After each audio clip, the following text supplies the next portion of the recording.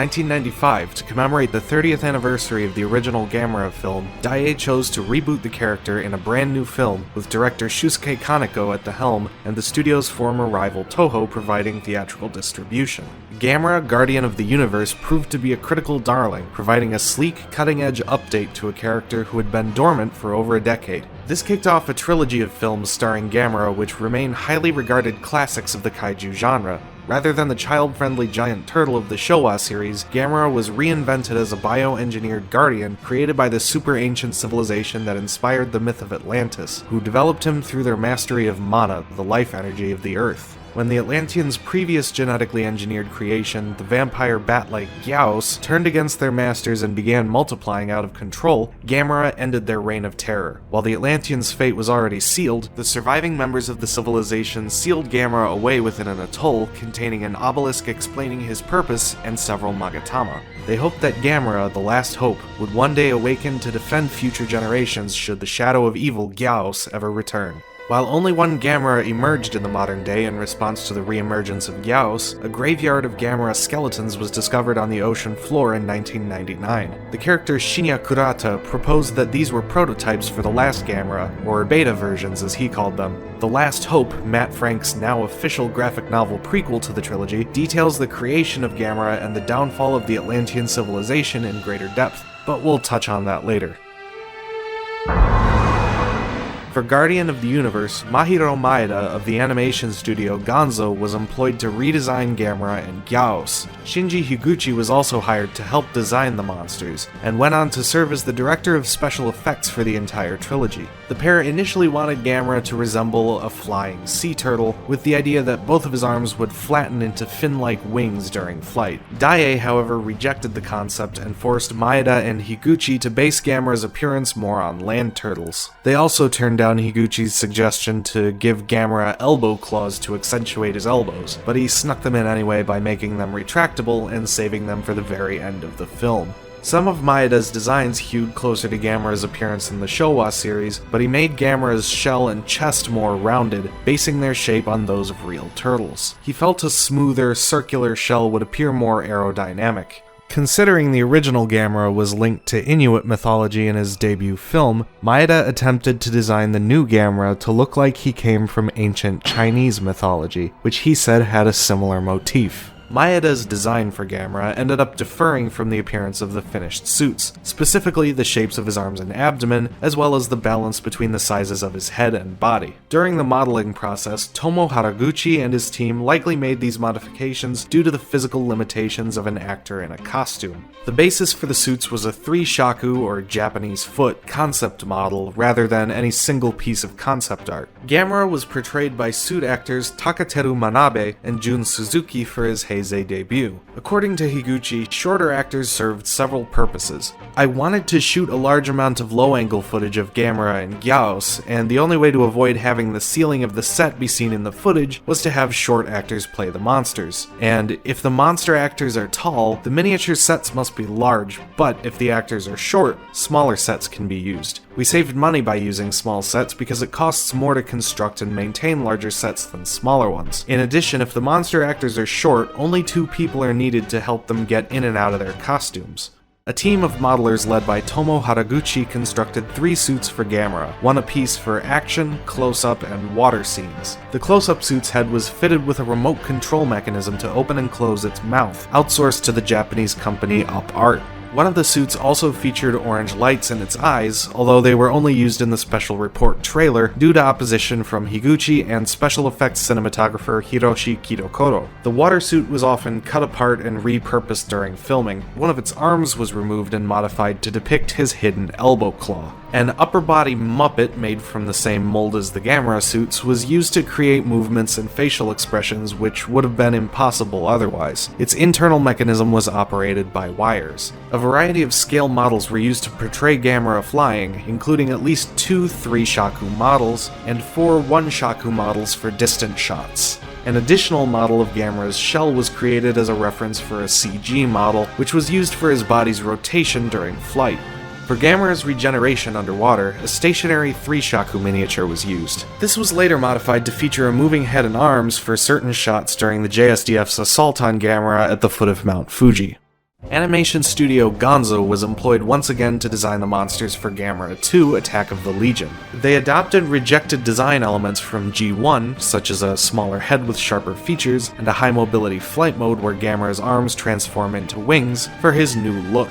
The elbow claws which Daiei had rejected for the previous film were also made permanently visible in the new design. Maeda said he was satisfied with the suit design from the previous film and was at first hesitant to redesign Gamera too heavily, but he felt he could make several adjustments to make Gamera appear more aerodynamic. A clay maquette of Gamera's finalized design for G2 served as the basis for the suits. As in the previous film, separate suits were created for action and close-ups. Tomo Haraguchi was initially in charge of modeling the suits, but after a certain point of development, modeling assistant Miki Takahama took over. Despite the changes to Gamera's head, the body was mostly unchanged from G1, though its dimensions were altered to better fit new suit actor Akira Ohashi. Tatsuya Abe of Up Art designed an internal mechanism for Gamera's eyes, which allowed them to move. To depict Gamera covered in Soldier Legion, miniature models of the Legion with built-on hooks were attached onto the Gamera suit.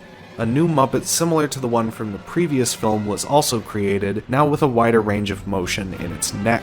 Miki Takahama created clay prototypes of Gamera's wing-shaped fins to scale with those of the suit. 3 flying Gamera props were created, a 1-shaku, a 3-shaku, and a larger one in scale with the suits. The water suit from G1 was repurposed and modified to portray Gamera's carbonized state following the explosion of the Legion plant in Sendai, in addition to a 3-shaku prop for long shots. Consisting only of Gamera's upper body, and with no actor inside, the suit was propped up by its arms. Another 1/3 scale prop of Gamera was created for long shots, its arms operated with wires. Gamera was also portrayed through computer graphics in some shots which were difficult to accomplish with practical effects, such as his rotating disc flight mode and shots of the Soldier Legion swarming over him.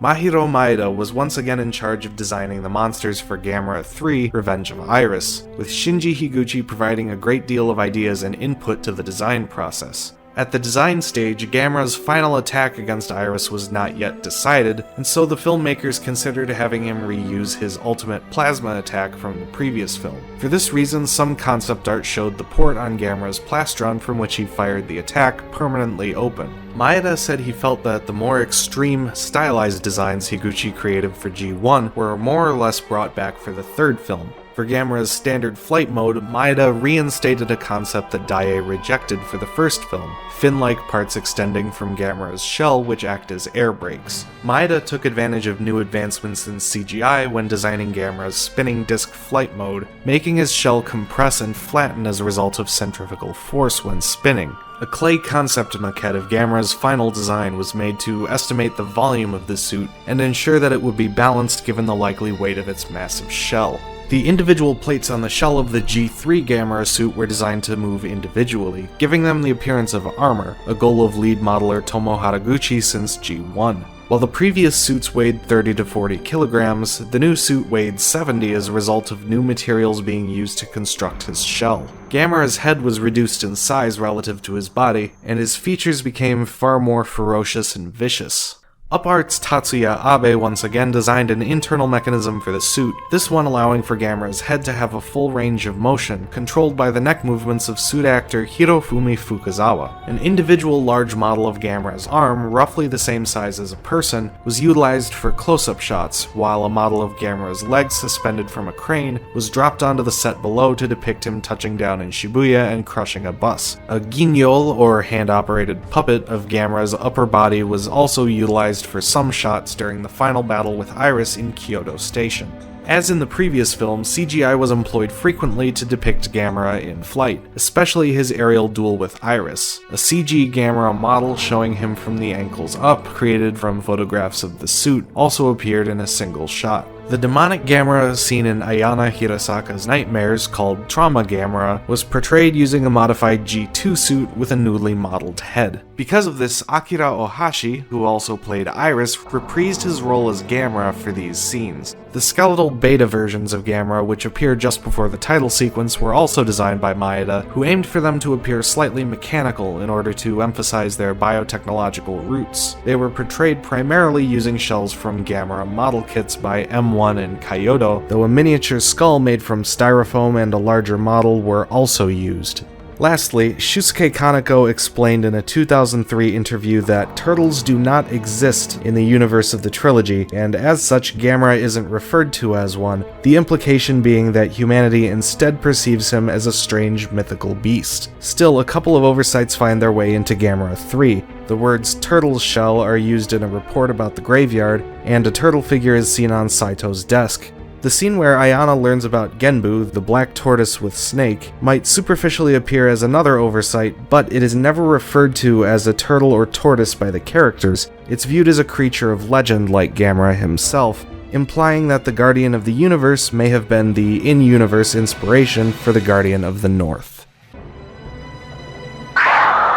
While transporting a shipment of plutonium off the coast of the Philippines, the Japanese transport ship Kiryu Maru ran aground on a rocky atoll which inexplicably proceeded to float away.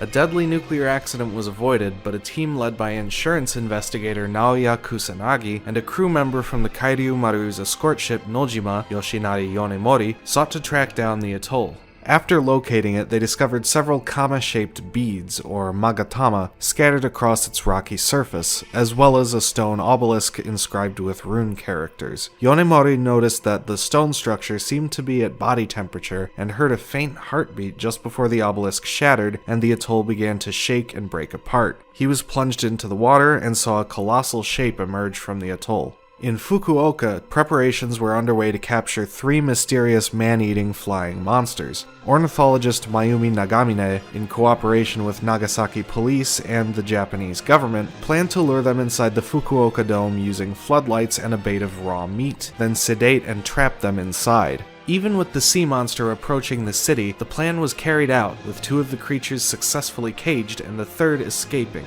As the creature flew out toward the water, the sea monster erupted from the waves and swatted it out of the sky, sending it crashing into a nearby refinery and killing it in an explosion. The monster came ashore and began making his way toward the Fukuoka dome, causing destruction in his wake, while the government was unable to approve countermeasures in time. As the monster reached the dome, the flying creatures awoke and escaped from their cells, then flew out of the open roof. The other monster tucked his limbs into his shell and propelled himself into the air before soaring away like a flying saucer. Kusanagi discussed his findings with Yonemori at his home. He revealed that the rune characters on the obelisk seemed to match those of ancient Japanese peoples, and that the magatama were composed of an unknown metal. He believed this metal was orichalcum, mentioned by Plato in his writings on Atlantis. The runes on the obelisk spoke of the last hope, Gamera, and expressed hope that he awaken with the shadow of evil, Gyaos. They determined that the sea monster from the atoll must have been Gamera, while the flying monsters were Gyaos. Yonemori gave Kusanagi's teenage daughter Asagi one of the magatama, which glowed as she held it.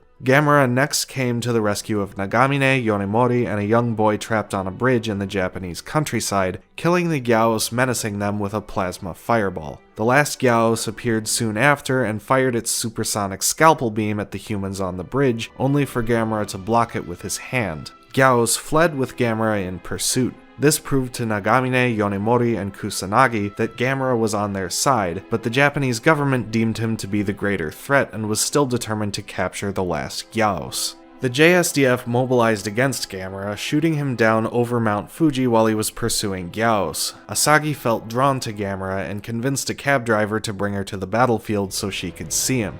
As Gamera was bombarded by artillery and missiles, Gyaos returned to the scene. Asagi begged Gamera to flee, and he obliged. Just before he flew away, Gyaos' rays slashed into his arm, and Asagi suddenly received the same injury. While Gamera returned to the ocean, she collapsed. Yonemori and Nagamine determined that by touching the magatama, Asagi had been given the role of a priestess to Gamera. While Asagi slept in her bed, Gamera rested on the ocean floor, his injuries gradually healing. In the meantime, the last Gyaos continued to feed and grow, finally maturing into Super Gyaos and descending on Tokyo. The JSDF was unable to stop the creature, which fed on the helpless populace before nesting on the observation deck of the Tokyo Tower. Kusanagi and his daughter arrived at the JSDF's base of operations in the city and warned them that Gamera was coming. True to Asagi's prediction, Gamera erupted from underground and blasted Gyaos' nest with a fireball, destroying its eggs. The 2 ancient enemies battled across the city. After a fierce tooth and claw scuffle on the ground, Gamera took flight with Gyaos in pursuit, and Asagi and her allies observing from a helicopter. Upon reaching the upper atmosphere, Gamera bit down on his enemy's leg and plummeted back downward. Gyaos severed its foot with its beam and freed itself from Gamera's grip, while he plunged right into a factory and was consumed by an explosion. Gyaos landed nearby and seemed victorious, but Asagi placed her hand upon the Magatama and clasped hands with her father. As the Magatama glowed, Gamera absorbed the surrounding flames and faced down Gyaos once again. Gyaos charged its supersonic scalpel while Gamera spat a particularly powerful fireball at the beast's head, blasting it clean off. As Gamera waded back into the ocean, Asagi found she could no longer read his mind. Nagamine remarked that more Gyaos eggs were likely still hidden around the world, and that if they hatched, Gamera might not be there to stop them next time. Asagi replied that she was sure Gamera would return. A year after defeating Gyaos, Gamera appeared from the ocean and flew to Sapporo, where the symbiotic legion had placed their enormous plant. Gamera destroyed the plant with his high plasma fireballs before it could seed and obliterate the city, but was set upon by the Legion's swarm. The creatures crawled all over Gamera's body and tore into his flesh, bringing him to the ground. Several Legion were drawn to a nearby electrical transformer, allowing Gamera to take flight and escape back to the ocean, killing the Legion still clinging to him. Japan would soon face bigger problems as a second plant appeared in Sendai and prepared to seed. Civilians were evacuated from the city via helicopters, with Asagi and her friend boarding one of them. Midori Honami, the curator of the Sapporo Science Center who was assisting the JSDF in combating the Legion, helped them into one of the choppers as Gamera flew overhead, trying to stop the plant from seeding. Suddenly, the gigantic spear-tipped legs of the Mother Legion erupted from the ground and knocked him out of the sky. Gamera held Legion back just long enough for the final chopper to take off safely, but she impaled him with her legs and blasted off the corner of his shell with her microwave shell.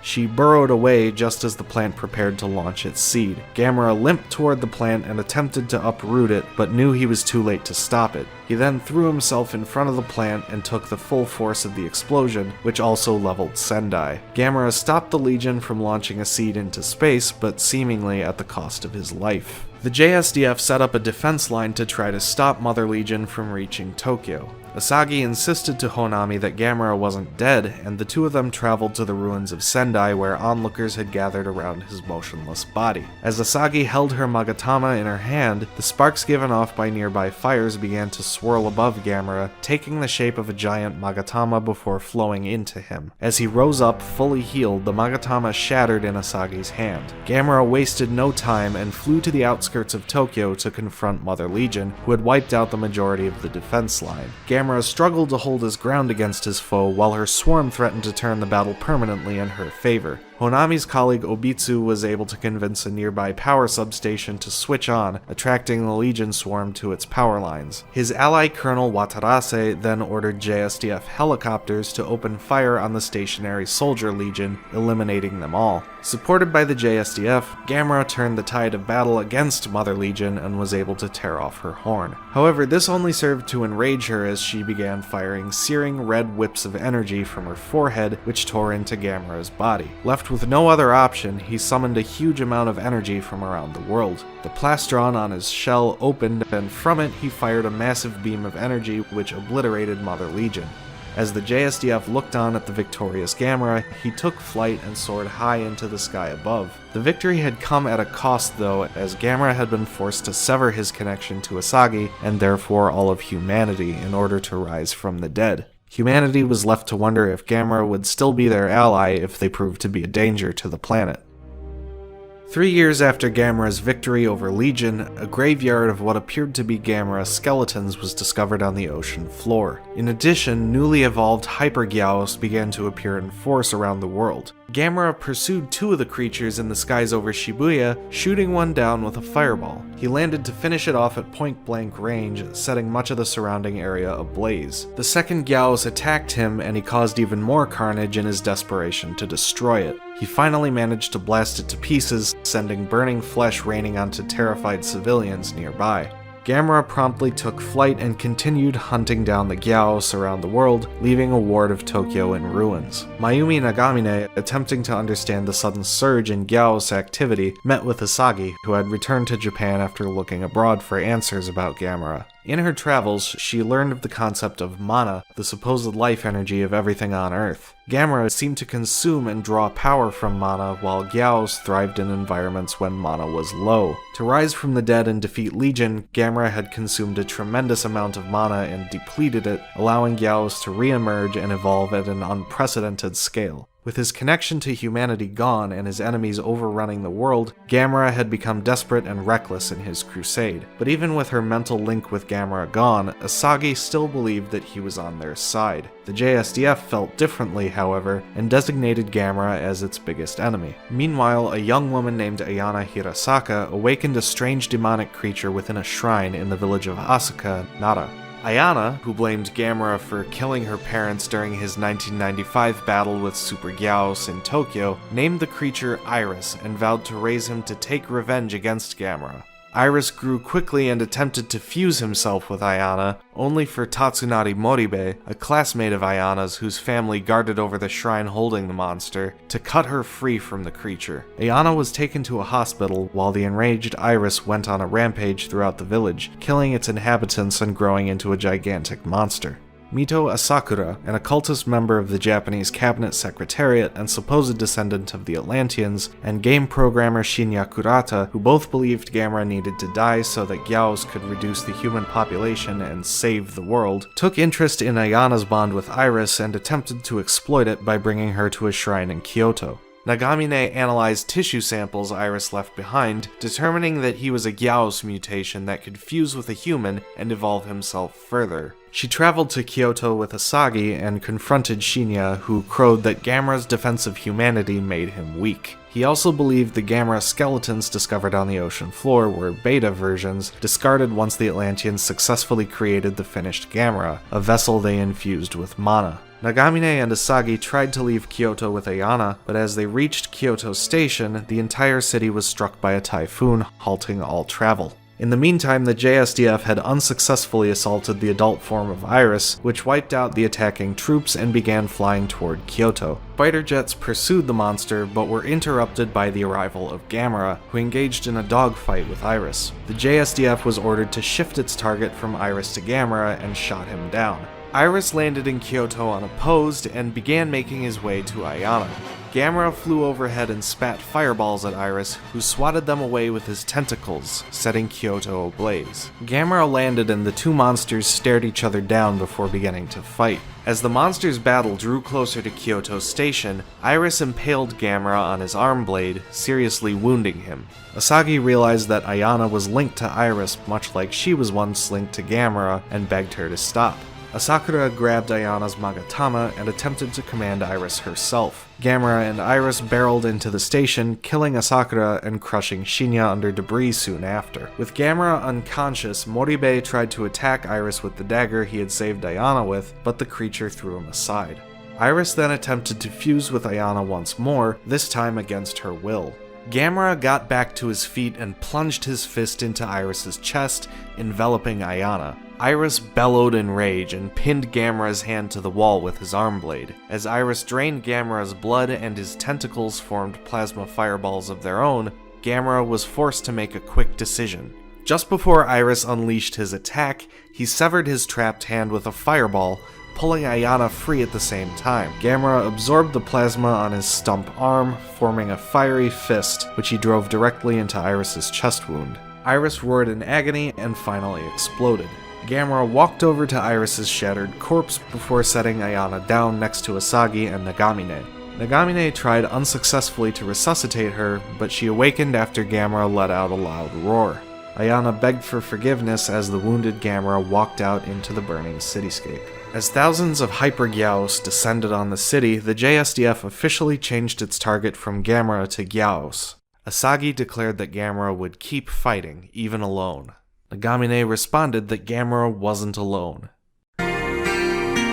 Gamera is capable of shooting plasma fireballs from his mouth, often in groups of 3. These fireballs are extremely powerful, instantly destroying a young Gyaos and doing the same to a Hyper Gyaos after 3 consecutive hits. They can easily destroy buildings and set a great deal of Kyoto ablaze after Iris deflected them with his tentacles. In addition, Gamera can fire more powerful variants called High Plasma, which possess an energy output at least 120% greater than his normal fireballs. He is able to form High Plasma fireballs in numerous ways, absorbing the flames from a refinery explosion, exploiting the high oxygen concentration around a Legion plant, or simply charging the plasma energy in his mouth for a longer amount of time than usual. Gamera's blood can absorb heat, flames, high voltage current, and nuclear fuel. These energies are converted into electrons, protons, and atomic nuclei in his blood within an organ called the Thermal Energy Conversion Furnace, after which they are stored as plasma energy which Gamera can use. Life energy from the Earth, mana, can be converted as well. When pushed to his absolute limit, Gamera is able to summon massive amounts of mana and absorb the energy into his body. He converts the mana into plasma until it reaches his body's storage limit, then opens the plastron of his shell, directly exposing his plasma conversion furnace and unleashing a massive beam of plasma energy. This attack blasted the Mother Legion to pieces and left a massive crater in the ground. While it is Gamera's most powerful attack, its use comes at a great price. It greatly depletes the Earth's mana, creating an environment in which Gyaos can flourish. This is what leads to the desperate situation in G3. When Iris pinned his hand to a wall and threatened to blast him with copies of his plasma fireballs, Gamera called upon a one-shot ability to defeat his enemy called the Banishing Fist, or Banishing Sword. Gamera severed his own trapped hand with a plasma fireball and absorbed Iris's fireballs with his stump arm, forming a burning plasma fist which he plunged into Iris's chest wound, causing him to explode. Gamera possesses 2 different flight modes. The first involves retracting all of his limbs and his head and tail into his shell, and then firing rockets out of the arm and leg holes, thus allowing him to fly by spinning like a flying saucer through the air. His brain and eyes were specially designed to withstand this motion. While battling Iris in this mode, he performed an attack called the Shell Cutter, using his shell like a saw blade. In the other mode, Gamera retracts only his legs and fires rockets from the leg holes, while keeping his head exposed and his arms at his sides, flying like an airplane. In G1, Gamera's arms retain their normal shape in this flight mode, while in the following 2 films they change into flippers reminiscent of sea turtles, which function like aircraft wings. Gamera is covered in a shell durable enough to protect him from Gyaos' supersonic scalpel. The underbelly of Gamera's shell is considerably more vulnerable than its armor-plated back, however, as it was penetrated by Mother Legion's legs and impaled completely by Iris's arm spear. However, even the back of the shell was pierced by Mother Legion's microwave shell and Iris's supersonic scalpel. He is somewhat vulnerable to conventional weapons, with surface-to-air missiles shooting him down and a tank barrage knocking him on his back, but received no apparent injuries from the attacks. Gamera's cells possess a remarkable healing factor. When injured severely enough, he will fall into a hibernation-like state in which most of his energy will be used to quickly and completely heal his injuries. Following his near-death during the explosion of the Legion plant in Sendai, Gamera's external cells carbonized and solidified while the underlying cells regenerated, and he was only able to revive himself from his death-like stillness by absorbing a large amount of mana and cutting off his connection with Asagi. After resurrecting, all of Gamera's injuries were healed, including a large section of his shell which had been blasted off by Mother Legion. Gamera possesses immense physical strength, demonstrated most dramatically when he tore off Mother Legion's horn. He can also regulate his strength, breaking through Iris's chest with his rushing claw attack, but extracting Ayana without crushing her. His other melee techniques include the hard slap, which knocked a Gyaos out of the sky and into a refinery, and the break fang, a tusk gripped so strong that Super Gyaos had to sever her own foot to escape it.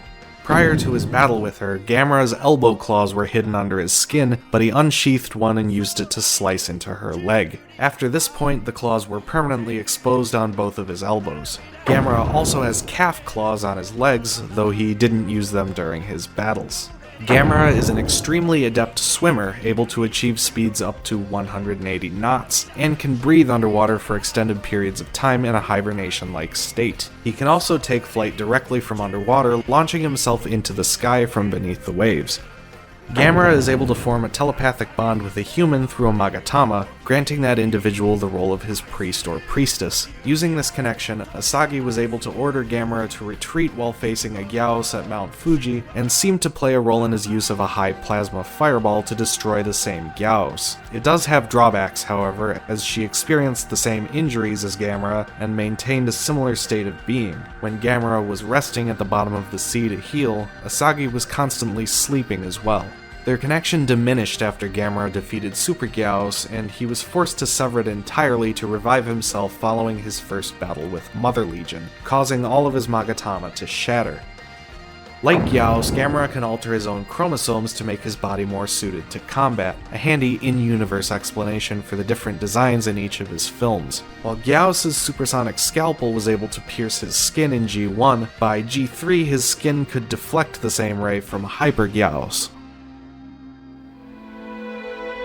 Although its status as canon to the trilogy is debatable, Dark Horse Publishing released a 4-issue limited series of comic books set 1 year after the events of the first film, written by Dave Chips and illustrated by Mozart Koto. Incredibly, the series was published before Gamera Guardian of the Universe premiered in the US, although Asagi and Nagamine were both main characters. More in line with the Showa series in terms of tone, the story saw Gamera take on a cloned Super Gyaos in Mexico, Zigra in the Pacific Ocean, and Virus in Paris. Along the way, Virus creator and mind slave Greta Carbone managed to tap into the frequency at which Gamera's Magatama operated, allowing her to take temporary control of him. In 2003, Kadokawa published a manga adaptation of the film Gamera vs. Baragon set between the events of Gamera 2 and 3, although its canonicity is ambiguous. After destroying Mother Legion, Gamera faced off against another Gyaos. Meanwhile, an expedition accidentally awakened an ancient monster called Baragon deep within a cave. A failed prototype created by the Atlanteans prior to Gamera, the lizard-like monster grew rapidly and descended upon Tokyo. With the JSDF unable to harm the creature, Gamera intervened, but found himself frozen by Baragon's icy breath. After he thawed out, their final confrontation took place atop a giant iceberg Baragon had created. Gamera prevailed with a well-aimed fireball to the face, knocking Baragon off the iceberg to his death in the water below. In 2017, Matt Frank self-published a prequel doujinshi to the Gamera trilogy titled The Last Hope, which he sold exclusively at G-Fest 24. It didn't remain a doujinshi for long though, as Phase 6 published it in Japan in 2018 with Kadokawa's approval alongside Dark Horse's Gamera comics. The Last Hope chronicles the origins of Gamera and Gyaos, as well as the fall of the civilization that created them. When Atlantis was attacked by giant serpents called Garasharp, the Atlanteans developed Gyaos to stop them, but with their food source depleted, the Gyaos quickly developed an appetite for humanity. Atlantis created several guardians called Gamera with the use of mana.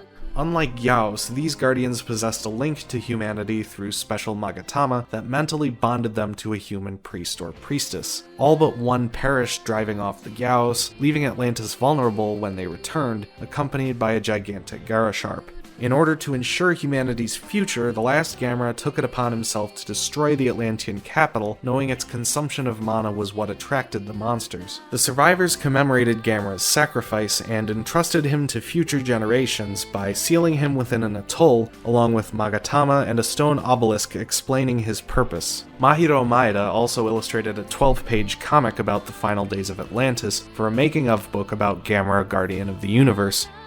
In a 2002 interview, director Shusuke Kaneko said that if Gamera 3 had grossed 1 billion yen at the box office, that he would have moved ahead with a Gamera 4. While still praised to this day as a classic of the genre, the film only grossed 600 million yen during its 1999 theatrical run. Nonetheless, Shinpei Hayashiya directed a fan-made sequel to Gamera 3 titled Gamera 4 Truth. While it received official theatrical distribution by Kadokawa in theaters in 2003, it has rarely been seen since then and has never been released on home video. Aside from its recognition from Kadokawa, G4 is notable for featuring actor Yukijiro Hotaro reprising his role as Osako. The upcoming documentary Kaiju Gaiden, which chronicles fan-made kaiju films throughout the decades, is set to include footage and interviews from the film.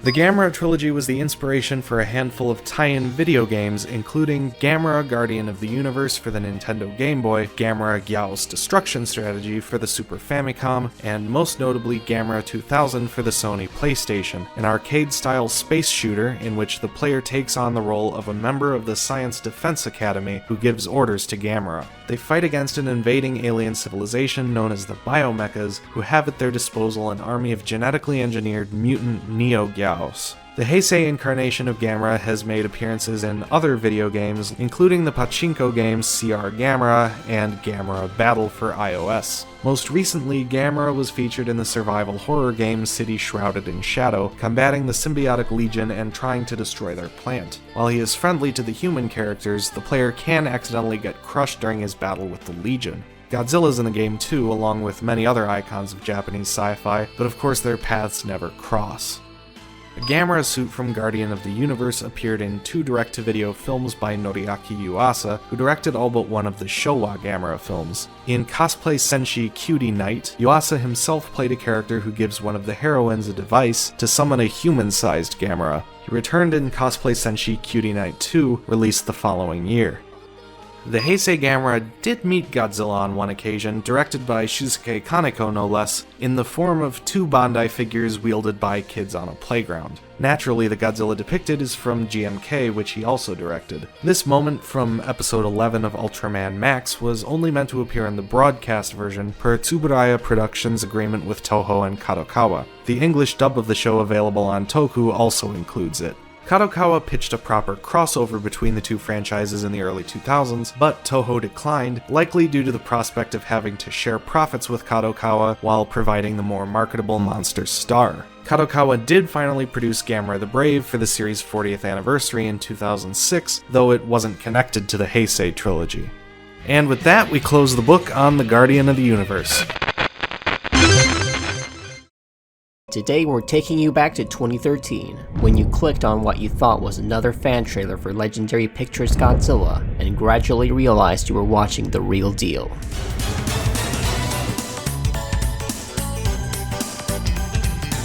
This mood piece, intended to be shown only to Warner Brothers executives and fans at San Diego Comic-Con, has Godzilla standing triumphant over a ruined city, and what the book Godzilla: The Art of Destruction described as a strange, dead monster. This is the closest thing it has to an official name, although fans often refer to it as Vishnu, the 4-armed Hindu god referenced in J. Robert Oppenheimer's quotation as the camera pans over the corpse. Vishnu takes on his multi-armed form. As with many Hollywood blockbusters, a ton of screenwriters worked on Godzilla. Legendary hired the first, David Callahan, in 2010. In his story, Godzilla faced an ancient enemy in the modern age, but it wasn't a Muto.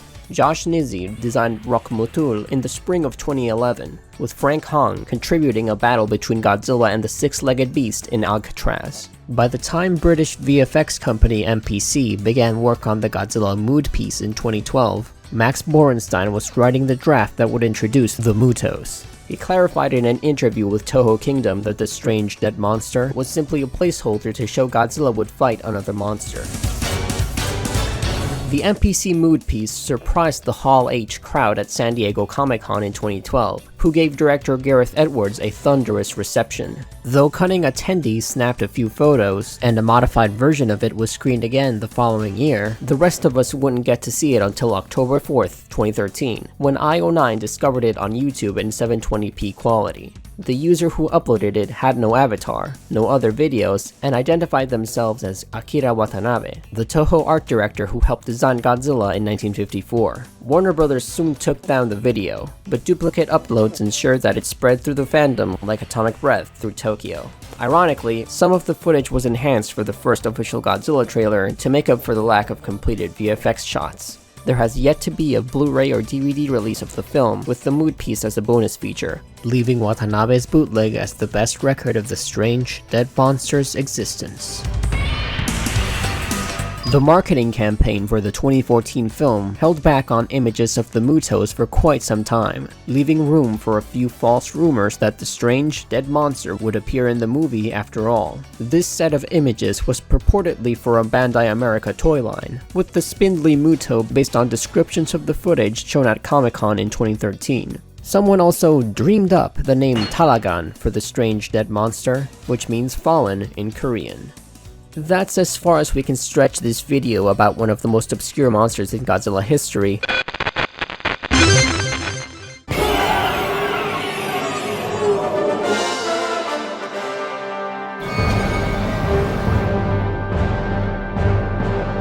Third distinct incarnation of Mechagodzilla, Kiryu was introduced following the successful revival of Mothra and King Ghidorah in 2001, appearing in Godzilla against Mechagodzilla and Godzilla Tokyo SOS, both directed by Masaki Tezuka. The Millennium version of the King of the Monsters robotic double incorporates the genes and skeleton of the deceased original Godzilla from 1954. This Mecha-G isn't just an anti-Godzilla superweapon, but a self-aware and existentially conflicted one. Thanks to the DNA computers meant to improve his processing power, there's a literal ghost in this machine. Kiryu's name is a compound of two kanji meaning machine, usually a large one, and dragon, creating a descriptive yet distinctive moniker for this version of the robot. Mechagodzilla is only said twice in Godzilla against Mechagodzilla, once apiece by Tokumitsu Yuhara and his daughter Sarah,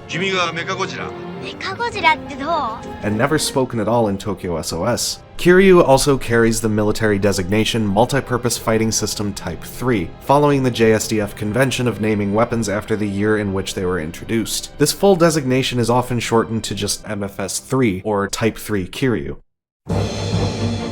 Artists Shinji Nishikawa, Yasushi Torisawa, and Hiroshi Maruyama submitted concept art for the new Mechagodzilla. Ultimately, Nishikawa's designs would win out, with Maruyama credited for additional design works. Nishikawa gave Kiryu's armor some of the qualities of bone, such as spine and rib-like patterns, likening it to the Ultra Series monster Bozu. His initial concept for the character even bore a yellow, bone-colored hue, though Masaki Tezuka preferred a more traditional silver coloration. Nishikawa's fourth draft for Kiryu was briefly considered as the final concept, but he then altered the head's overall design. Special effects director Yuichi Kikuchi suggested that Kiryu's eyes shift from yellow to red when he was possessed by the spirit of the first Godzilla, intending for the red lines on his cheeks to resemble tears of blood. Shinji Nishikawa was also responsible for the design of Kiryu's back unit. A 40cm, 1/5 scale model of Kiryu with a detachable back unit was created as a reference for the construction of the mecha's suit, based on Nishikawa's finalized design. It makes a cameo in the film itself on a table in the Defense Agency of Science and Technology. A team of modelers from Star Train, supervised by Shinichi Wakasa, created the suit.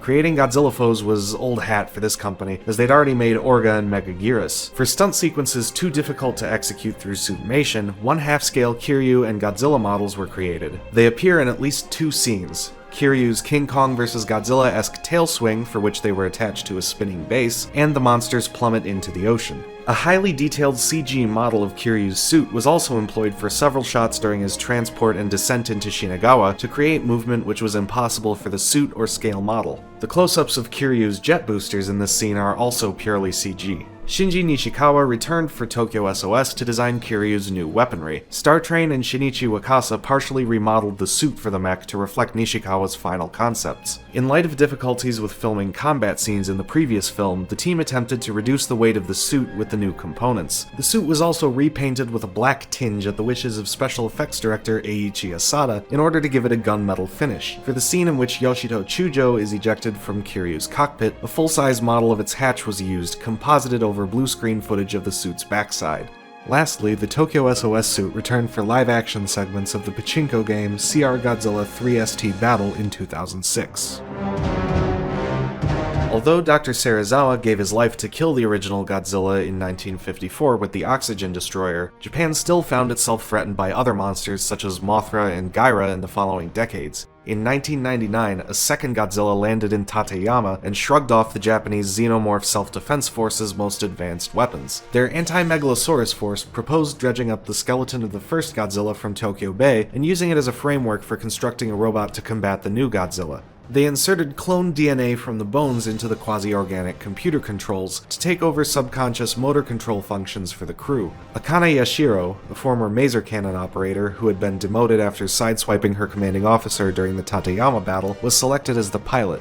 Completed in 2003, the machine, nicknamed Kiryu, sortied when Godzilla surfaced at Hakijima. It was a one-sided fight, with Godzilla too bewildered to respond. Just before Akane could finish him off with the Absolute Zero cannon, he bellowed a roar that shook Kiryu to the core, causing him to remember when he used to be Godzilla. As Godzilla slipped back into Tokyo Bay, Kiryu proceeded to trash Yokohama until he ran out of power. Hastily recalled, Kiryu received quite a few weapon upgrades in addition to new computer control software routines. When Godzilla appeared in Tokyo a few days later, the JXSDF tried stopping him without Kiryu's help, but to no avail. With Akane at the mech's control again, Kiryu entered the battle in dramatic fashion. The second battle went well until Godzilla diverted a blast of the Absolute Zero cannon, damaging Kiryu's receiver in the process. After one of the White Herons replenished Kiryu's energy, Akane entered one of his maintenance hatches to pilot him from the inside. This time she flew Godzilla into Tokyo Bay, holding his mouth shut while charging the Absolute Zero cannon. The resulting underwater blast destroyed the weapon, and Godzilla retreated with a massive wound in his chest.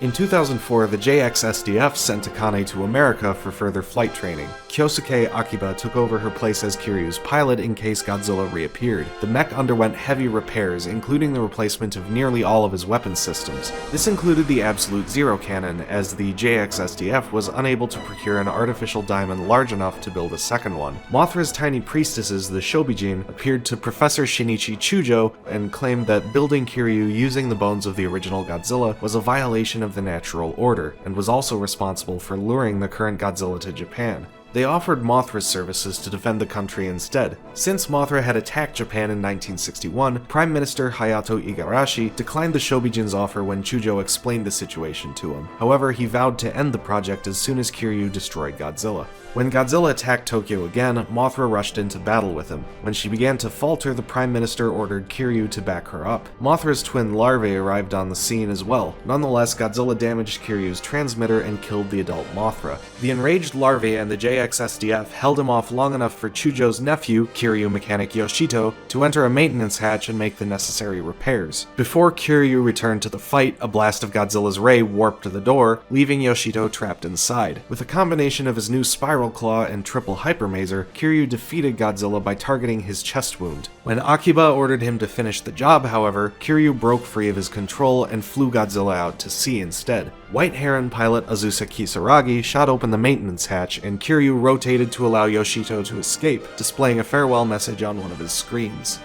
He then plunged into the depths with his organic counterpart and shut down for good, allowing himself to finally rest in peace while ensuring Godzilla would survive.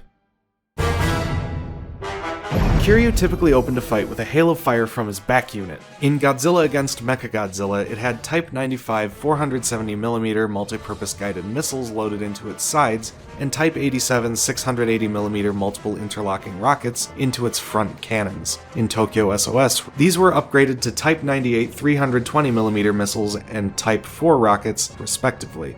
They had little effect on Godzilla, although they did a number on Yokohama when Kiryu went berserk.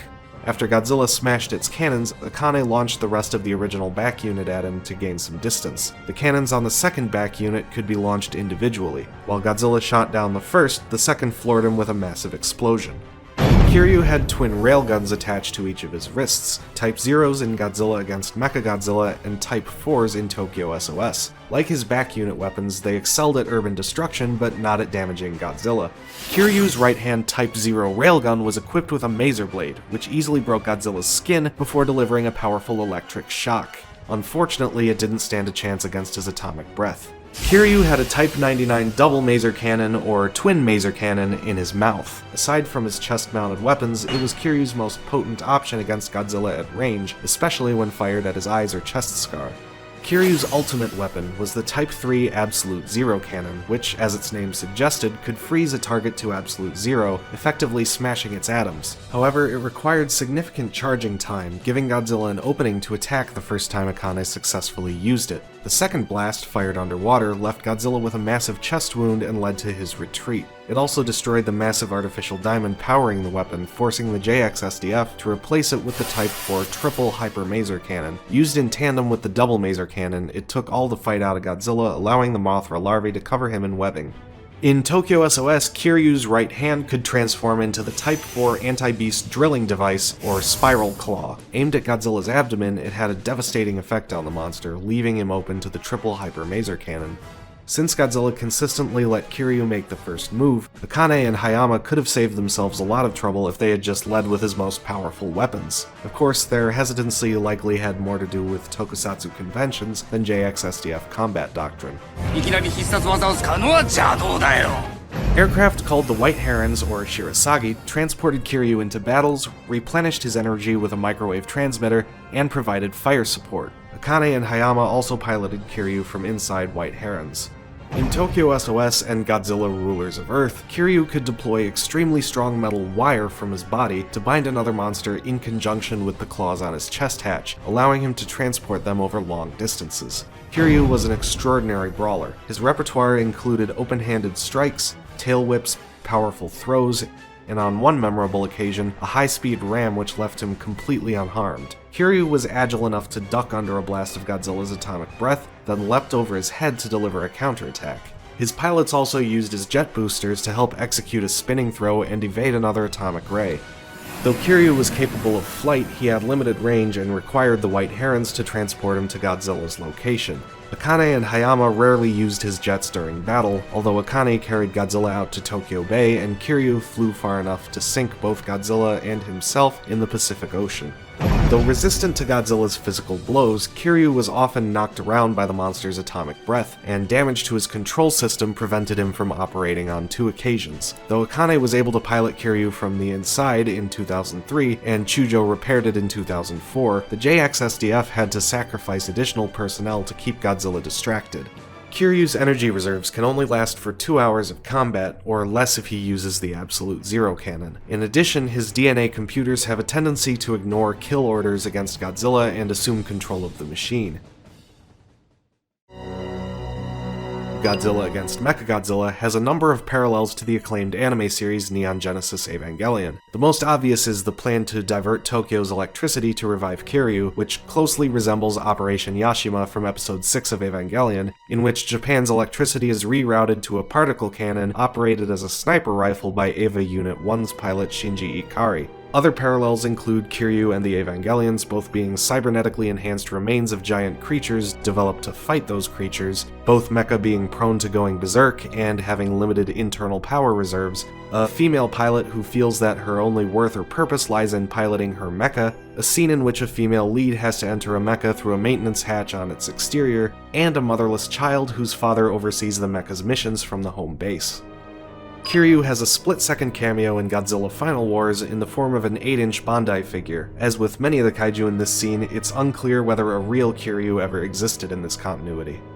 Kiryu made his video game debut in 2002 with Godzilla Destroy All Monsters Melee for the GameCube and Godzilla Domination for the Game Boy Advance, if you lived in Japan. Elsewhere in the world, he was replaced with the Heisei Mechagodzilla, with the exception of the 2003 Xbox version, which featured both of them. He has since appeared in the rest of the Pipeworks Godzilla games, a trio of pachinko games, Godzilla for the PS3 and 4, Godzilla Kaiju Collection, and City Shrouded in Shadow. Kiryu was a prolific member of IDW Comics' Kaiju roster, appearing in Godzilla Ongoing, The Half-Century War, Cataclysm, Rulers of Earth, and Oblivion. These versions appeared to be purely mechanical creations, though Ongoing and Half-Century War allude to his origin from the films by mentioning that he was built using skeletal schematics from Godzilla and possibly built with pieces of Godzilla inside of him, respectively. Kiryu and Godzilla had a shaky relationship throughout the various IDW continuities, sometimes fighting and sometimes teaming up against alien invaders. Their most unique battle took place in Oblivion, with a miniature Kiryu squadron taking on Godzilla in the Atlantic Ocean. The idea of the original Godzilla battling his successor predates Godzilla against Mechagodzilla. In 1994, following a proposal by Shogo Tomiyama, Kazuki Omori and Shinji Nishikawa wrote stories to end the Heisei series along these lines. Titled Godzilla vs. Godzilla, Godzilla vs. Ghost Godzilla, and Godzilla vs. Baragon at various points, they all featured the hostile spirit of the 1954 Godzilla, though the methods through which he took physical form varied. Ultimately, Toho decided that 3 consecutive opponents with Godzilla in their name would be overkill. A link to the original film would stay, however, with the oxygen destroyer spawning a new monster, Destroya. The title card for Godzilla against Mechagodzilla seems to allude to the Ghost Godzilla concept, briefly reading Godzilla against Godzilla before adding a mecha. Kiryu shares some similarities with Cyber Godzilla from Godzilla the series, being a cybernetically revived Godzilla forced to do battle with his living successor, though their roles are reversed with Cyber Godzilla being a villain and Kiryu being heroic. In Asahi Sonorama's tie-in book for Tokyo SOS, director Masaki Tezuka and Shogo Tomiyama acknowledge the interpretation that Kiryu is the current Godzilla's father, although they stress that it's not necessarily canon. While copyright-wise the character still falls under the Mechagodzilla mark, the name Kiryu is, or at least used to be, trademarked by Toho, as seen in the copyright information for the game Godzilla Unleashed. Peculiarly, a different version of the Mechagodzilla copyright icon using art of Kiryu is featured in the Japanese GameCube version of Destroy All Monsters Melee. For the Xbox version, he was given a separate icon under the name Mechagodzilla MFS3, which was used once more for Save the Earth and Never Again. All official media since then simply use the default Mechagodzilla icon for Kiryu. In Ernest Cline's 2011 novel Ready Player One, a sinister CEO pilots a digital Kiryu during the final battle for control of the Oasis, the world's most popular virtual reality game. The protagonist, Wade Watts, handily defeats him by transforming into the original Ultraman. For the 2018 film adaptation, however, artist Jared Krzyzewski designed a new Mechagodzilla, with Toho recommending that he base it on Noriyoshi Orai's teaser poster for Godzilla vs. Mechagodzilla 2. That's all there is for Kiryu. Thank you for watching.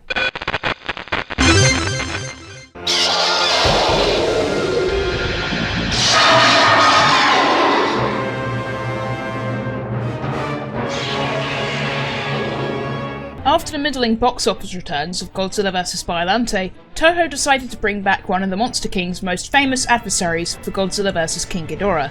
Instead of a space monster, this new King Ghidorah was created by time-travelling terrorists from the year 2204 to bring Japan to its knees in 1992, before it could become a corrupt economic superpower. After Godzilla left him for dead and began his own rampage across Japan, the turncoat Futurian Emi Kano revived the monster with 23rd century technology and confronted Godzilla in Tokyo as the pilot of Mecha King Ghidorah. At first, Toho spelled the English name of this version of King Ghidorah as one camel-cased word without an H at the end. This was carried over to the TriStar VHS release as well, though it would later be corrected to the trademarked name. The Heisei King Ghidorah begins life as 3 adorable 23rd century pets called Dorats. Kazuki Omori's script simply described them as synthetic organisms, resembling a cross between a bat and a cat. Some of Shinji Nishikawa's concept art focused on the animal hybrid angle, while his final cartoonish design emphasized their artificiality. 3 models were created to portray the Dorats, along with a hand puppet operated by Anna Nakagawa, who played Emi Kano. Nishikawa also designed King Ghidorah and Mecha King Ghidorah. He kept the monster's appearance from the Showa series more or less intact, but based the heads on Western dragons instead of Eastern dragons. This was partially a practical decision. The special effects staff found it too difficult to rotoscope every individual hair on his manes over footage of people fleeing. Koichi Kawakita initially wanted each of King Ghidorah's heads to have differently coloured gravity beams, which can be seen in some test footage, and Noriyoshi Orai's advanced poster for the film. A similar idea would end up being used for Mecha King Ghidorah, as the mechanical central head's gravity beam switches colours back and forth between a purple light blue mix and a light green red mix. The Shiki Theatre Company modelled King Ghidorah's suit, supervised by Keizo Murase, who worked on the original costume. Mecha King Ghidorah was a completely separate suit, incorporating fibre-reinforced plastic. 1/3 scale King Ghidorah and Mecha King Ghidorah props were created for flying scenes, while a Bandai figure was used to cast shadows on the miniature city sets when King Ghidorah was supposed to be flying overhead.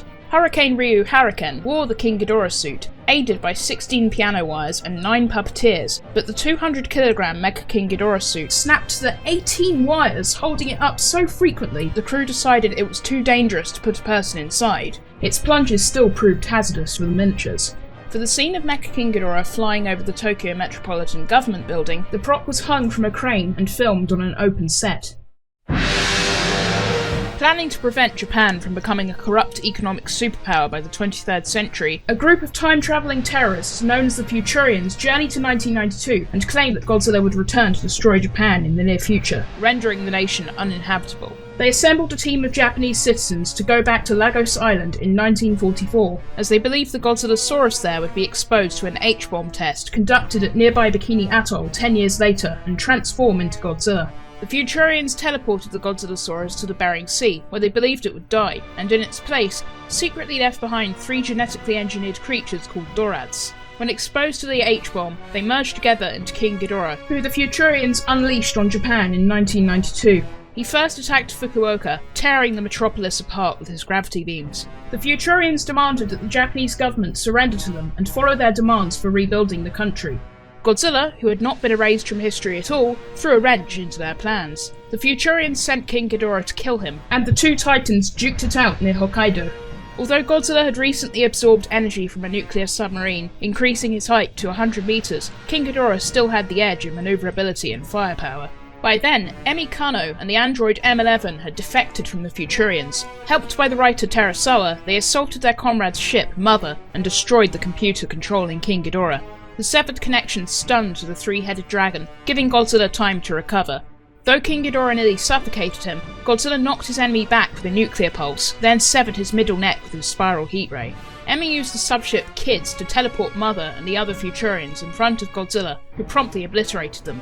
The wounded King Ghidorah tried to fly away, but Godzilla targeted his left wing next, sending him plummeting into the North Sea. With his competition eliminated, Godzilla began his own rampage across Japan.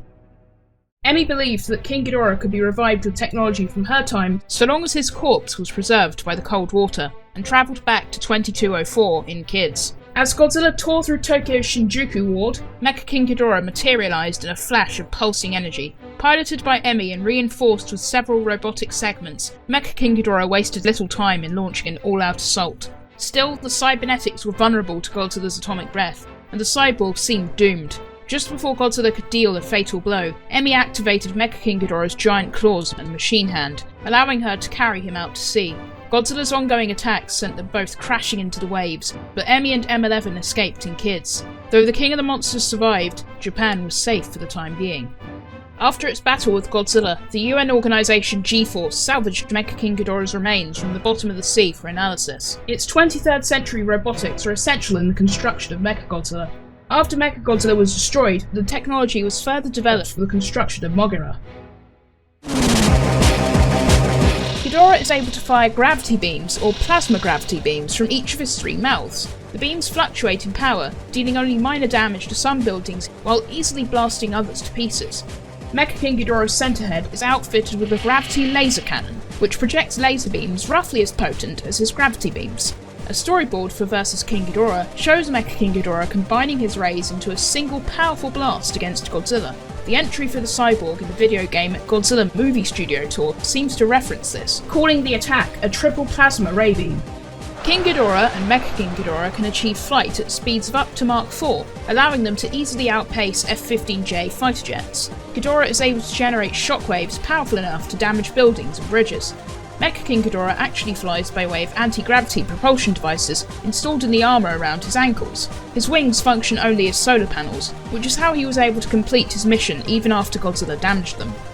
Mecha King Ghidorah possesses 4 giant claws and a massive machine hand within its chest. Designed specifically for Godzilla, these cables held steady as he attempted to break free and supported his 60,000-ton mass in the air. They also delivered electric shocks to him as soon as they connected. As Kids is stored on board Mecha King Ghidorah, the cyborg is able to perform time warps to travel through time and space. According to Emi, the Dorats can sense human emotions through microwave impulses and react accordingly. King Ghidorah was able to knock Godzilla off his feet with a flying kick, then pressed his advantage with a series of powerful stomps. Later in their fight, King Ghidorah strangled Godzilla using his center neck. When piloting Mecha King Ghidorah, Emmy preferred to attack at a distance, though she rammed Godzilla into a building and directed the cyborg's organic heads to bite him. King Ghidorah was unaffected by missiles fired by F-15J fighter jets, and even shrugged off Godzilla's atomic breath early in the fight. However, after Godzilla buffeted him with a nuclear pulse, his more powerful spiral ray was able to sever King Ghidorah's middle neck, while his standard atomic breath blasted a hole through his left wing. Mecha King Ghidorah's cybernetic parts were also vulnerable to his atomic breath. King Ghidorah was stunned after the Futurians lost control of him, collapsing to the ground. Mecha King Ghidorah is completely reliant on its pilot to function, and was helpless when Godzilla's attacks briefly knocked Emmy unconscious. The Dorettes, of course, have no weaknesses. Besides, who would want to fight them anyway? As we discussed in our Inconsistent Kaiju Stats Volume 1, the Heisei Ghidorah and Mecha King Ghidorah do not have consistent height and wingspan stats. At the time, we concluded that the 140 meter height given in the majority of official sources, and even used in a pre-production scaling chart for vs King Ghidorah, are the easiest to accept. However, it turns out that we overlooked something. For a brief moment during the opening of Godzilla vs Mechagodzilla 2, Mecha King Ghidorah's height is displayed as 150 meters. Stapling that to the corresponding 175 meter wingspan, these are the stats we now go with for the Super Dragon monsters. Although Godzilla vs King Ghidorah wasn't legally available in the US until 1998, Trendmasters still featured Mecha King Ghidorah heavily in their Godzilla toy line from 1994 onward. In their one-shot comic, he does a number on Godzilla before the King of the Monsters throws Mechagodzilla into him. Random House had better timing. They published Godzilla vs the Robot Monsters, in which a Mongolian warlord uses Mecha King Ghidorah to terrorize the world, 3 months after TriStar released the film on VHS. While Godzilla vs King Ghidorah abandoned the three-headed monster's extraterrestrial origin, an early idea for the film had the 3 Dorads which mutate into the Golden Dragon, engineered from DNA recovered from the carcass of an alien King Ghidorah found on Venus. Though this didn't make it into the movie, Fumio Tanaka kept it in his novelization. Toho was interested enough in this idea to consider a sequel titled The Return of King Ghidorah, in which the alien Ghidorah turned out to be alive and faced off against Godzilla. In the end, they chose to bring back Mothra instead, whose polling showed was the most popular monster among women. Stock footage of both Mothra and Ghidorah appeared in a G-Force training simulation that was shot for, but ultimately cut from, Godzilla vs Mechagodzilla 2. An early concept for the 6th Heisei film also featured an alien named Emperor Ghidorah as the villain, but since Orochi was already starring in Yamato Takeru that same year, the monster was dropped, and ultimately Space Godzilla took its place, who retained its gravity-manipulating beams. By the way, the concept for Emperor Ghidorah is remarkably similar to Kaiser Ghidorah 10 years later, isn't it? In the television series Godzilla Island, King Ghidorah is one of the first monsters the Zillion Zagres sends to attack the Earth. He is portrayed by a repainted 8-inch Bandai of his 1991 design. In later episodes, Zagres receives Mecha King Ghidorah and a variant of him called Hyper Mecha King Ghidorah from a monster vending machine situated conveniently in outer space. Strangely, Bandai never produced figures of those two. The Heisei Ghidorah and his cybernetic counterpart have appeared in over a dozen video games. You can pit them against each other in the 1993 Godzilla arcade game, Battle Legends, Trading Battle, and Godzilla for the PS4. And you don't even have to worry about a time paradox if Mecha King Ghidorah wins. The cyborg also appears in all 3 of the Pipeworks Godzilla games, sporting an energy shield which can either convert ranged attacks into health or damage the monsters using those attacks. In Godzilla Domination and Godzilla Unleashed Double Smash, he grows to truly massive size to serve as a final boss and a level boss respectively. The Dorettes, meanwhile, only show up in the Game Boy Godzilla King of the Monsters and the mobile game Kaiju Collection. Shinji Nishikawa wrote and illustrated a parody of Godzilla vs King Ghidorah called Miss Kano's Disgrace, published in the 1992 anthology The Godzilla Comic Raids Again. If you've ever seen that drawing of a Biollante Ghidorah hybrid, this is what it's from. In this story, King Ghidorah is sent by the Cillians on a mission to attack Earth, but encounters Biollante in the asteroid belt. A battle ensues in which Biollante morphs into the hybrid, under the effects of Ghidorah's gravity beams, but King Ghidorah is still victorious. In the Shogakukan adaptation of Godzilla vs Mechagodzilla 2, using Mecha King Ghidorah's computer system to help build Mechagodzilla comes with a price. The cyborg's programming assumes direct control of the robot during the finale, kills Godzilla, and nearly does the same to baby Godzilla. As in the movie, Rodan sacrifices himself to revive Godzilla, who triumphs over the mech. Although Toho limited IDW's ability to explain their monsters' origins, they still managed to get Mecha King Ghidorah into Godzilla Oblivion and Rulers of Earth. In Oblivion, humanity recovers King Ghidorah after hitting him with a nuclear weapon and mechanizes him using technology from an alternate universe where kaiju dominate the planet. Unfortunately, the humans from that universe try to unload the rest of their kaiju onto ours, leaving Mecha King Ghidorah and his pilot Ridley hopelessly outnumbered. They managed to hold off the monster army long enough for much of humanity to be evacuated into the other dimension, but it cost them both their lives. In Rulers of Earth, the Cryogs used Gigan to chop off King Ghidorah's middle head before making him into a cyborg. Mecha King Ghidorah, piloted by the psychic twins Minette and Mallory, fought Godzilla and Anguirus in Russia alongside two Mechagodzillas. Despite the long odds, the two Earth monsters prevailed, destroying Mecha King Ghidorah's control device in the process. After that, he retreated back into space. That's pretty much it for the Heisei Ghidorah. Thank you for watching.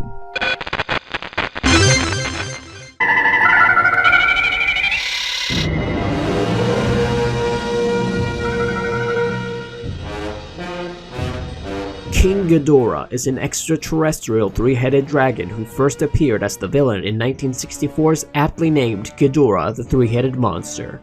Having already exterminated life on Venus, he attempted to do the same to Earth, only to be driven off by the combined might of the Earth monsters Godzilla, Rodan, and Mothra. After this defeat, King Ghidorah would return to invade Earth several times, always under the command of a different alien race and always unsuccessful. As J.D. Lees and Mark Saraceni put it in the official Godzilla compendium, thanks to the force of its evil personality, Ghidorah never engenders audience sympathy, coming across less as a pawn than merely the logical extension of its master's hostile intentions. The King of Terror proved to be one of Godzilla's most popular and recurring adversaries, even guest starring in 2 episodes of Toho's TV series Zone Fighter. The character is now widely considered Godzilla's arch-enemy and one of Toho's Big 5 most popular monsters. Ghidorah's name comes from the Japanese word for Hydra, Ghidorah, which is only one character off from Ghidorah. The addition of King may have been influenced by King Dragon, the name given to one of the monster's design inspirations, Zmigarinish, in the Japanese version of the 1956 Soviet film Ilya Muromets. While referred to as Ghidorah in the American English dubbed version of his debut movie, Ghidorah, his name was standardized as Ghidorah thereafter, which has been pronounced several different ways in the dubs recorded since. King Ghidorah. Ghidorah. Ghidorah. King Ghidorah. King Ghidorah. King Ghidorah. King Ghidorah. King Ghidorah. King Ghidorah. Ghidorah. In the script for Ghidorah the Three-Headed Monster, Shinichi Sekizawa simply described the new monster as having 3 heads, 2 tails, and a voice like a bell. Akira Watanabe designed King Ghidorah from there, inspired by traditional Chinese dragons and the multi-headed serpent Yamata no Orochi from Japanese folklore, which he had already interpreted for Toho's The Three Treasures. His other influences included Zmei-Gorinik and mythological creatures from around the world, including the Hydra, Unicorn, Pegasus, and Chirin. There are conflicting accounts of King Ghidorah's coloration during the pre-production of Ghidorah, the Three-Headed Monster. Eiji Tsuburaya originally favored a crimson design for the creature, but the effects team ultimately decided that gold would look most impressive on screen. The special effects script for the film reflected this, describing King Ghidorah as gold. Keizo Murase was in charge of painting the suit, reportedly always planned on making it gold. However, special effects scriptwriter Keiko Suzuki claimed to have seen a blue King Ghidorah suit during production. Murase believed this may have been the result of baby powder applied to the suit prior to painting, which might have appeared blue when reflecting light. Nonetheless, various photos and promotional materials for the film, including its main theatrical poster, depict King Ghidorah with the blue necks and wings that shift from dark blue to yellow to red. The suit for King Ghidorah was a joint collaboration between modelers Teizo Toshimitsu, responsible for the monster's heads, the Yagi brothers Kanju and Yasue, who were in charge of its body and created the inner model for the suit's necks, and Keizo Murase, who created its necks and painted the suit. A 3-shaku prop was additionally created for the monster's flying scenes, manipulated by piano wires. Another larger and more intricately built flying model appeared in scenes such as the aerial battle between King Ghidorah and Rodan. Shoichi Hirose and Haruya Sakamoto are both credited for playing Ghidorah in his debut, though Koichi Kawakita and Teruyoshi Nakano, both members of the special effects team, remembered Koji Uruki, who also played Rodan in the movie, as being in the role. Whoever the actor inside, they would have found countless takes ruined through no fault of their own. King Ghidorah required a whopping 10 people to help animate him with piano wires, and those wires were constantly tangling up his necks or getting snared in his scales. Nakajima described his battles with King Ghidorah as solo performances, since the suit was too unwieldy for the various actors inside to follow any kind of choreography. They even needed to grip a crossbar to keep their balance inside the armless costume. For Invasion of Astro Monster, Ghidorah's necks were repaired and lengthened, and the wings were reinforced at their bases, as well as slightly altered in shape. The gold paint for King Ghidorah's suit also began to corrode it, resulting in the shape of its heads beginning to wear. Ghidorah's flying props would continue to be reused, though an additional mechanical puppet of the monster was built for long shots. This time, he was definitely played by Shoichi Hirose. Changes for Destroy All Monsters 3 years later included new wings, die-cut scales for the upper body, lower body scales from cut-up rubber bicycle tires, and a new paint job. With Hirose no longer in the monster business, Suzumu Itsumi played Ghidorah. By Godzilla vs. Gigan in 1972, the suit sported new heads, sculpted by Nobuyuki Yasumaru. Yet another suit actor, Kanta Ina, stepped inside this time. The next year, the costume made its final appearances on episodes 5 and 6 of the television series Zone Fighter. Isao Zushi, who played many of the show's other terror beasts, as well as Godzilla in certain episodes, was the final actor to wear the original King Ghidorah suit. Since at least 1992, Japanese books have offered conflicting information about the number of King Ghidorahs in the Showa Godzilla universe. While some state that only one Ghidorah appeared throughout the series, others treat the Ghidorah from Godzilla vs. Gigan and Zone Fighter as a separate monster. The latter are seemingly trying to explain Ghidorah's appearance in media following his death in Destroy All Monsters, erroneously assuming that film takes place before vs. Gigan and Zone Fighter. We know this is not the case, because Godzilla vs. Megalon is set in the 70s, and its human characters already know who Gigan is, so vs. Gigan definitely precedes it. Destroy All Monsters takes place in the futuristic end of the 20th century, specifically 1999 in the film's English dubs. No dialogue in any of the films suggests the existence of a second Ghidorah. Right, we're safe enough. No human being can understand that. Thousands of years ago, King Ghidorah attacked the planet Venus, eradicating the planet's advanced civilization in just 3 days and rendering it an uninhabitable wasteland. The few Venusians that survived the monster's attacks fled to Earth, where they interbred with the native humans. In the present day, UFO enthusiasts witnessed a meteor shower in the skies above Japan, with one crashing down in the Kurobe Valley. A scientific team led by Professor Murai traveled to the valley to examine the meteor, which exuded a strange glow and even produced its own magnetic field that fluctuated in strength. After several days, Murai and his colleagues observed that the meteor was growing in size. It began producing an extremely powerful magnetic field before splitting open and launching a ball of fire into the sky above, which took the form of King Ghidorah. The cosmic terror flew over Japan, laying waste to Tokyo with its gravity beams. As he approached the Mount Fuji area, Mothra tried to convince her fellow Earth monsters Godzilla and Rodan to cease their fighting and join forces against him. The monsters initially refused, forcing Mothra to take on the space monster by herself, but they entered the battle soon after. While King Ghidorah was more powerful than the three monsters individually, he was no match for their combined might, and they beat him into submission and covered him in a silken cocoon. As Godzilla pelted King Ghidorah with boulders and threw him off a cliff, the three-headed monster finally retreated back into outer space.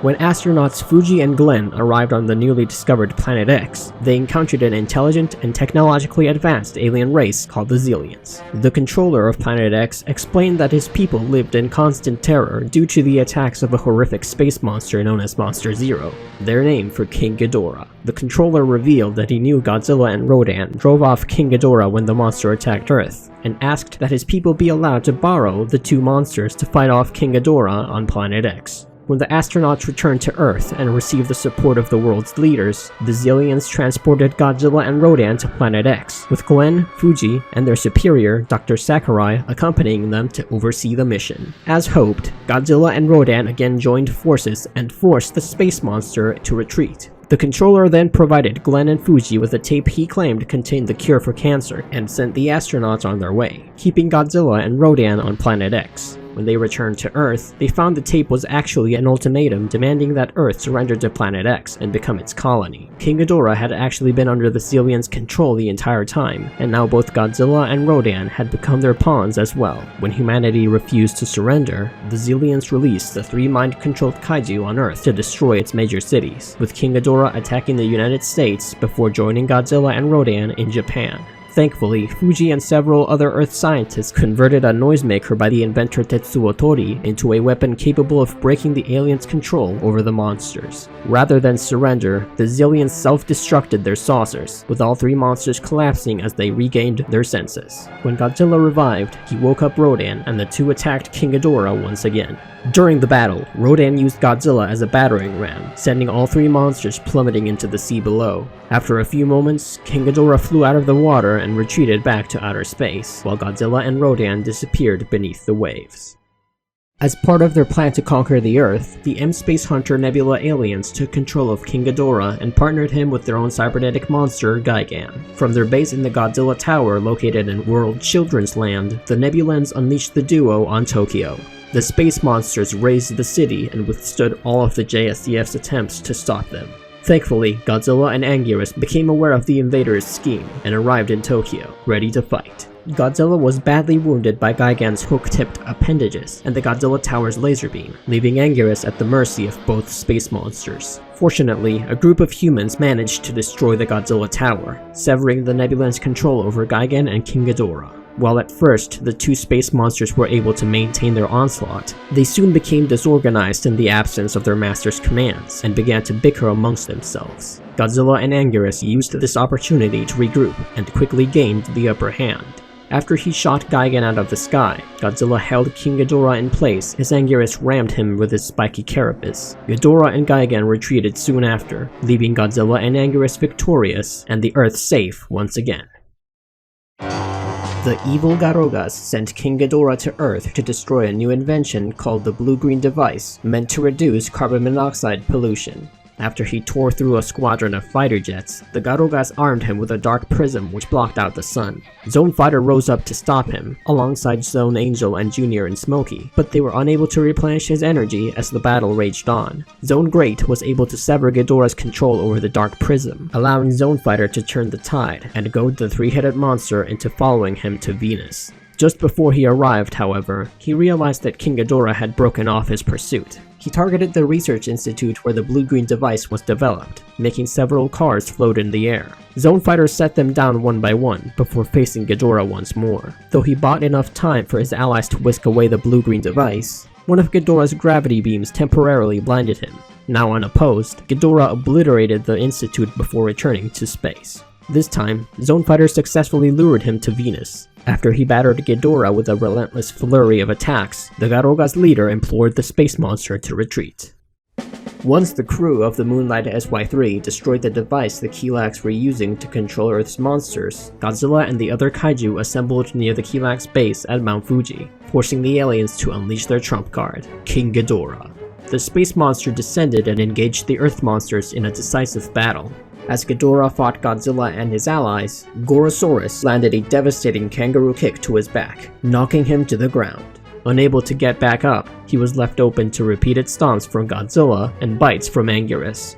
Manila fired a smoke ring that choked King Ghidorah's remaining head and caused it to fall limp to the ground. The kaiju roared and celebrated. After Godzilla destroyed the Kilak base, a huge fissure opened in the ground, and Ghidorah's lifeless body fell into it. King Ghidorah's signature weapons are the golden gravity beams he spits from his 3 mouths, also called lightning beams or zero-gravity beams. Though he sometimes fires them wildly, the beams allow him to rain down destruction upon a city, or target multiple monsters at once. Single beams were strong enough to send the 8,000-ton Mothra larvae flying through the air. King Ghidorah can fly at speeds of up to Mach 3 in the Earth's atmosphere, which allows him to generate destructive shockwaves, and Mach 400 while traveling through space. He encased himself within a meteorite while traveling from planet to planet in both his original appearance and in Godzilla vs. Gigan. By simply flapping his wings, King Ghidorah can produce gale force winds. He used this ability to direct Godzilla towards the Godzilla Tower and knock Zone Fighter off his feet. While encased in the meteorite in his debut film, King Ghidorah generated magnetic fields of variable strength.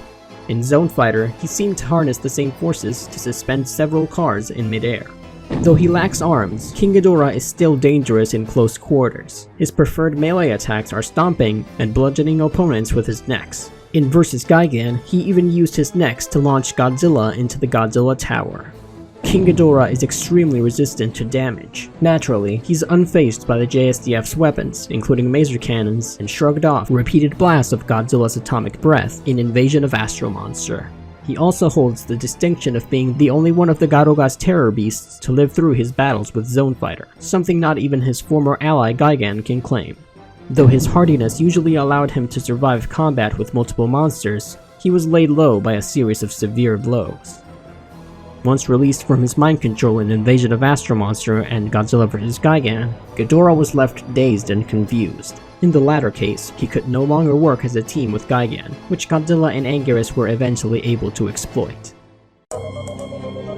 Officially, King Ghidorah is the tallest monster in the Showa Godzilla series, twice Godzilla's height at a whopping 100 meters. Though comparisons of the actual suits show this to be an exaggeration, his size is still formidable. King Ghidorah's stock footage appearances include the Toho films Godzilla vs. Mechagodzilla, Terror of Mechagodzilla, and Bye Bye Jupiter, a Crest Sparkle motion ad, and 2 episodes of Courage the Cowardly Dog.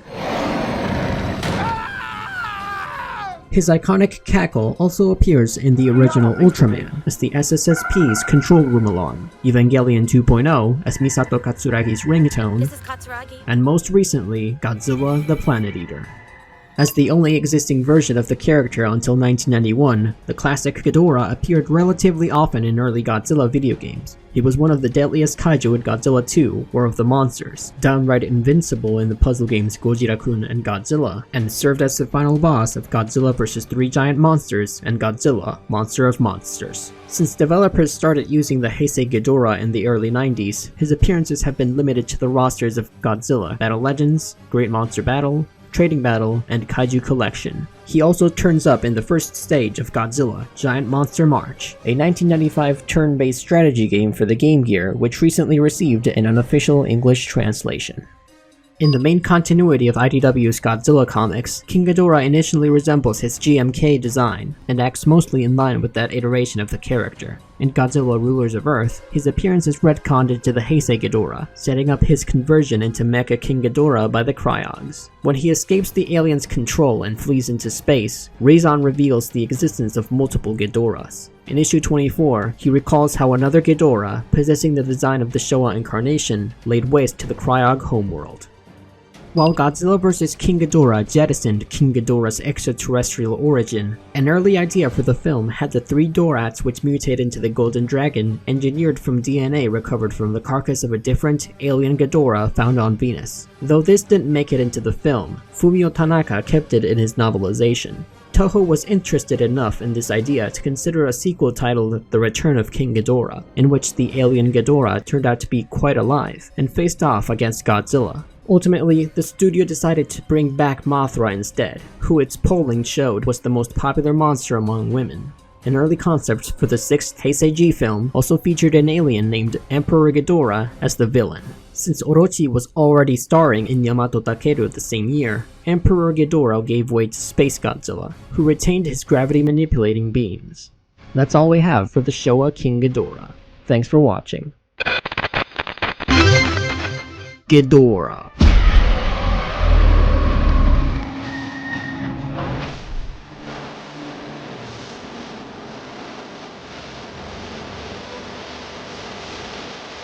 First named by the Exif Archbishop Metphias in the post-credits scene of Godzilla, City on the Edge of Battle, Ghidorah is a monstrous entity which resembles a golden, 3-headed dragon and inhabits the void between dimensions. 100,000 years ago, Ghidorah destroyed the Exif home planet of Exif Kalus, and the Exif which survived the event took to the stars to find new worlds to appease their deities' insatiable hunger. Over the ensuing millennia, they acted as missionaries, seeking out planets in need and converting their inhabitants to their faith. With the planet's native inhabitants indoctrinated into their religion, the Exif would finally summon Ghidorah, who would consume the planet and wipe out all of its life. Their mission eventually brought them to Earth, where humanity was faced with extinction at the hands of Godzilla. Like Godzilla Earth, Ghidorah's design was inspired by plants, specifically roses and other flora with thorns. According to the anime trilogy's co-director, Hiroyuki Seshita, Ghidorah was designed to appear both fearsome and divine, even to those who do not believe in a religion. Seshita prepared a rough sketch of Ghidorah, the central theme of which was lightning. He based his sketch on the description of the monster given in Gen Urobuchi's screenplay. The design shared a few basic traits with past incarnations of King Ghidorah, but Seshita believes that being overly conscious of those designs would limit the filmmaker's ability to do something new with the character. Eiji Kawada developed Seshita's sketch into a CG model. To suggest that Ghidorah was a, quote, completely differently evolved Godzilla, he used the Godzilla-derived Servums model as a base for Ghidorah's. In the film itself, only Ghidorah's necks and heads are seen in full, emerging from black portals, with the silhouette of his entire body appearing in visions. His necks appear proportionally much longer after passing through these portals than they do in the silhouette or on Ghidorah's full CG model. This may signify that his necks are capable of extending or become distorted after passing through dimensions.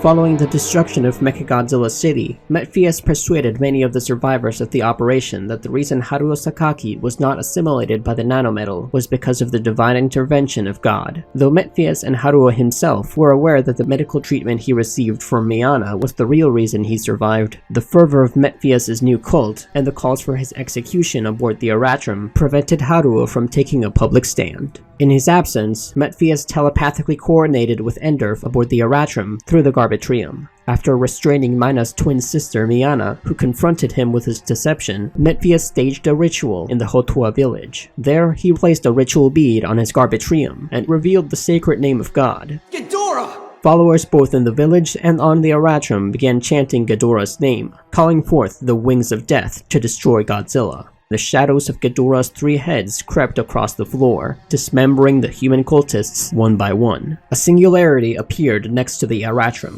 One of Ghidorah's heads emerged from the portal and began circling the ship, causing havoc with its systems and forming a strong gravitational field around it. The Aratrum exploded, killing all aboard. As Martin Lazzari and Josh Emerson lost contact with the ship on Earth, 3 black vortexes opened in the sky. The 2 retreated to a watchtower with Haruo, Mina, and the rest of the Hotua.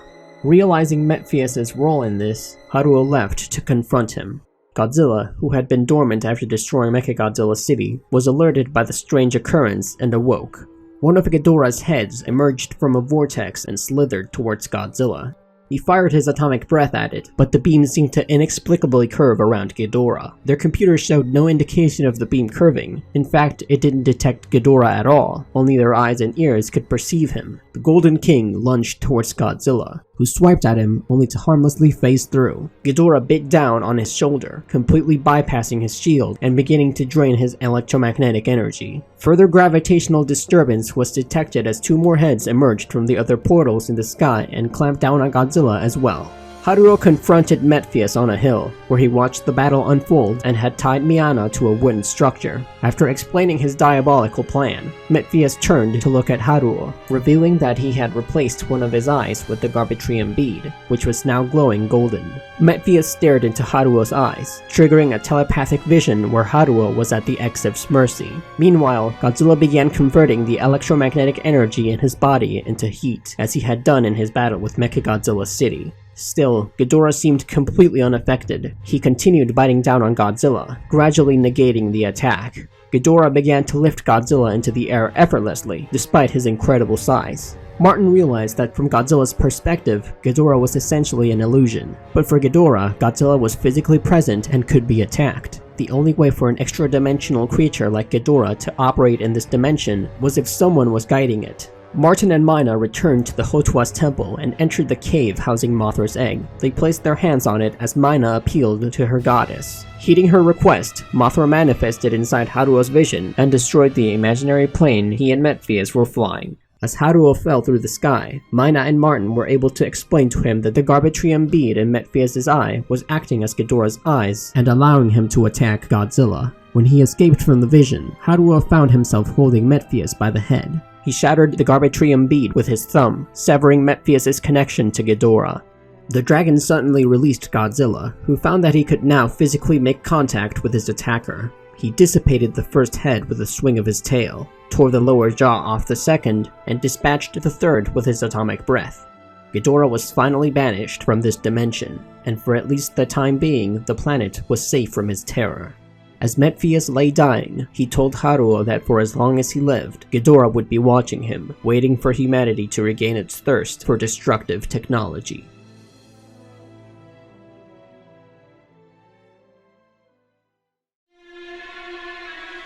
Ghidorah has devoured thousands of planets through the use of supergravity. He demonstrated an ability to control gravity when he attacked the Eratrum, generating a strong gravitational field around the ship, which allowed him to trap and crush it until it exploded. While Ghidorah could not be detected by United Earth technology, they did pick up the gravitational anomalies he produced. Due to being composed of energy, Ghidorah can pass through dimensions. Extending to incredible lengths, his necks emerge from black portals. During his summoning ritual, Ghidorah manifested in this dimension as a shadow that bit down on the shadows of nearby cultists, dismembering their actual bodies. When summoned into this dimension, Ghidorah can alter space-time. When he surrounded the Eratrum, he interfered with its systems, preventing them from functioning correctly. He also altered the passage of time on the ship. For instance, after the crew on the bridge received a transmission from Bilosaludo chieftain Doludo from the engine room, they realized the room had already been destroyed 40 seconds ago. When fighting Godzilla Earth, Ghidorah shifted space-time to make his atomic breath curve around his head or be deflected to the ground. He was also able to make his body selectively intangible, allowing Godzilla's attacks to pass through him while his own connected, even bypassing the asymmetrically permeable shield. Ghidorah can emit directed lightning bolts in his gravity fields, generate storms and trigger massive lightning strikes near his portals, and discharge electrical energy through his bites. He can also drain Godzilla Earth's electromagnetic energy and the intense heat the King of Monsters produces faster than it's generated, cooling him even as his molecules continue speeding up in defiance of this universe's laws of physics. Ghidorah has the capacity to communicate with Exif clergy through a technology called Gematron Calculation. The Exif pick up Ghidorah's messages through a device wielded by Endorf and Metphius, known as the Garbatrium. Gematron Calculation can be used to develop advanced artificial intelligence and carry out complex mathematical calculations, as well as provide the Exif with probabilities and even predict the future. The Garbatrium is also a key component in the ritual to summon Ghidorah. While in this dimension, Ghidorah was guided by Metphius, who replaced his own eye with a Garbatrium bead. When Haruo destroyed the bead, Ghidorah became subject to the laws of this dimension, and was thus no match for Godzilla Earth. Calculated as possessing a total length of 20 kilometers by the filmmakers during the development of his CG model, this incarnation of Ghidorah is not only easily the largest incarnation of the character, but possibly the largest monster in the entire Godzilla franchise. The only monster which comes close to Ghidorah is Mechagodzilla City, with a diameter of 14 kilometers, though it may actually exceed Ghidorah in terms of absolute size, given the countless buildings that comprise it. Like the 1991 and modern-type 1998 versions of the three-headed dragon, the anime Ghidorah's roar is a modified Rodan roar. Ghidorah also utters a few unique high-pitched roars, most noticeable once he loses his connection to Metphius and Godzilla becomes able to hurt him. Additionally, the Showa Ghidorah's cackling roar is used to represent Garbatrium communication. And the original Ghidorah's flying sound effect is used for when the anime version appears in silhouette through visions. To the golden demise. That's about it for the anime Ghidorah.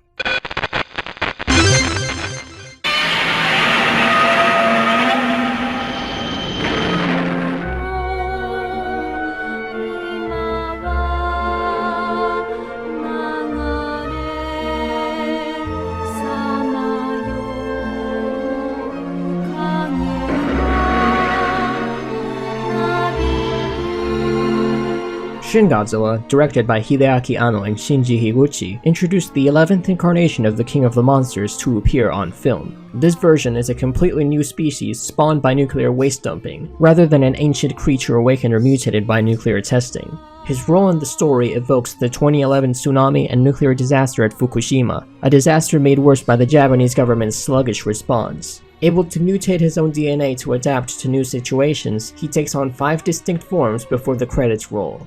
At the time of his film's release, he was the tallest, longest, and heaviest cinematic depiction of Godzilla, only to be surpassed by Godzilla Earth the following year. When Toho announced Shinji Higuchi as the co-director of Shin Godzilla, he promised to deliver audiences the greatest worst nightmare. Mahiro Maeda, who had previously worked with Higuchi on Ultraman Powered and the Heisei Gamera trilogy, designed the new Godzilla. Originally, Anno and Higuchi wanted a conventional Godzilla to mutate over the course of the film, resulting in some of the wildest concept art in the entire series, but Toho vetoed the idea. However, they found they could still get away with unusual designs so long as they evolved into a more traditional form. Still, this form possessed unique details, namely the splitting lower jaw which had no tongue, and a spare head on the end of the tail.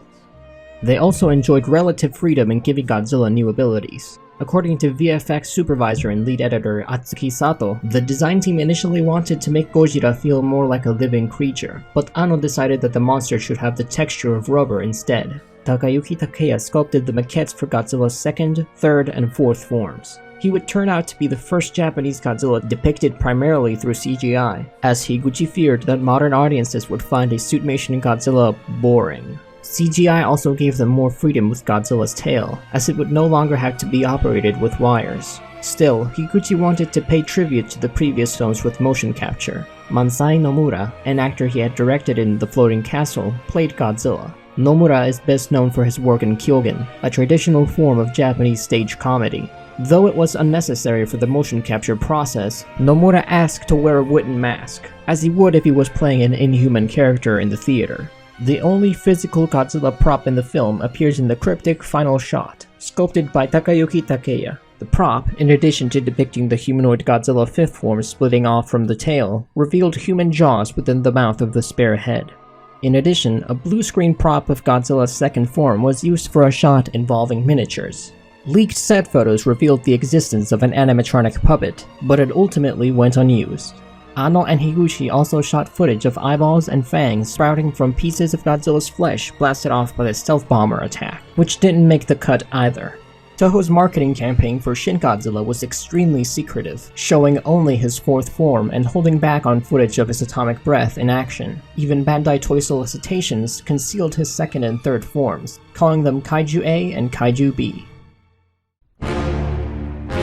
When the Japanese Coast Guard investigated a small yacht floating in Tokyo Bay, it found the craft abandoned, with no sign of a struggle or the owner's whereabouts. Suddenly, the water began to erupt in steam as a strange red liquid flooded the Tokyo Bay aqua line.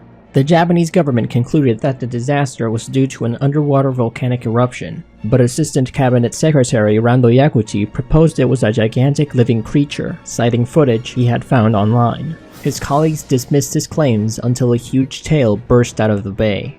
As Prime Minister Seiji Okochi assured the populace that the creature would not surface, he made landfall in Tokyo's Kamata district, stumbling around on his hind legs and pushing himself forward with his tail. After toppling an apartment building, he suddenly reared up on his hind legs and sprouted arms. Okochi deployed helicopters to attack the beast, only to call them off when he learned civilians were still evacuating the area. As they flew away, the monster returned to the sea.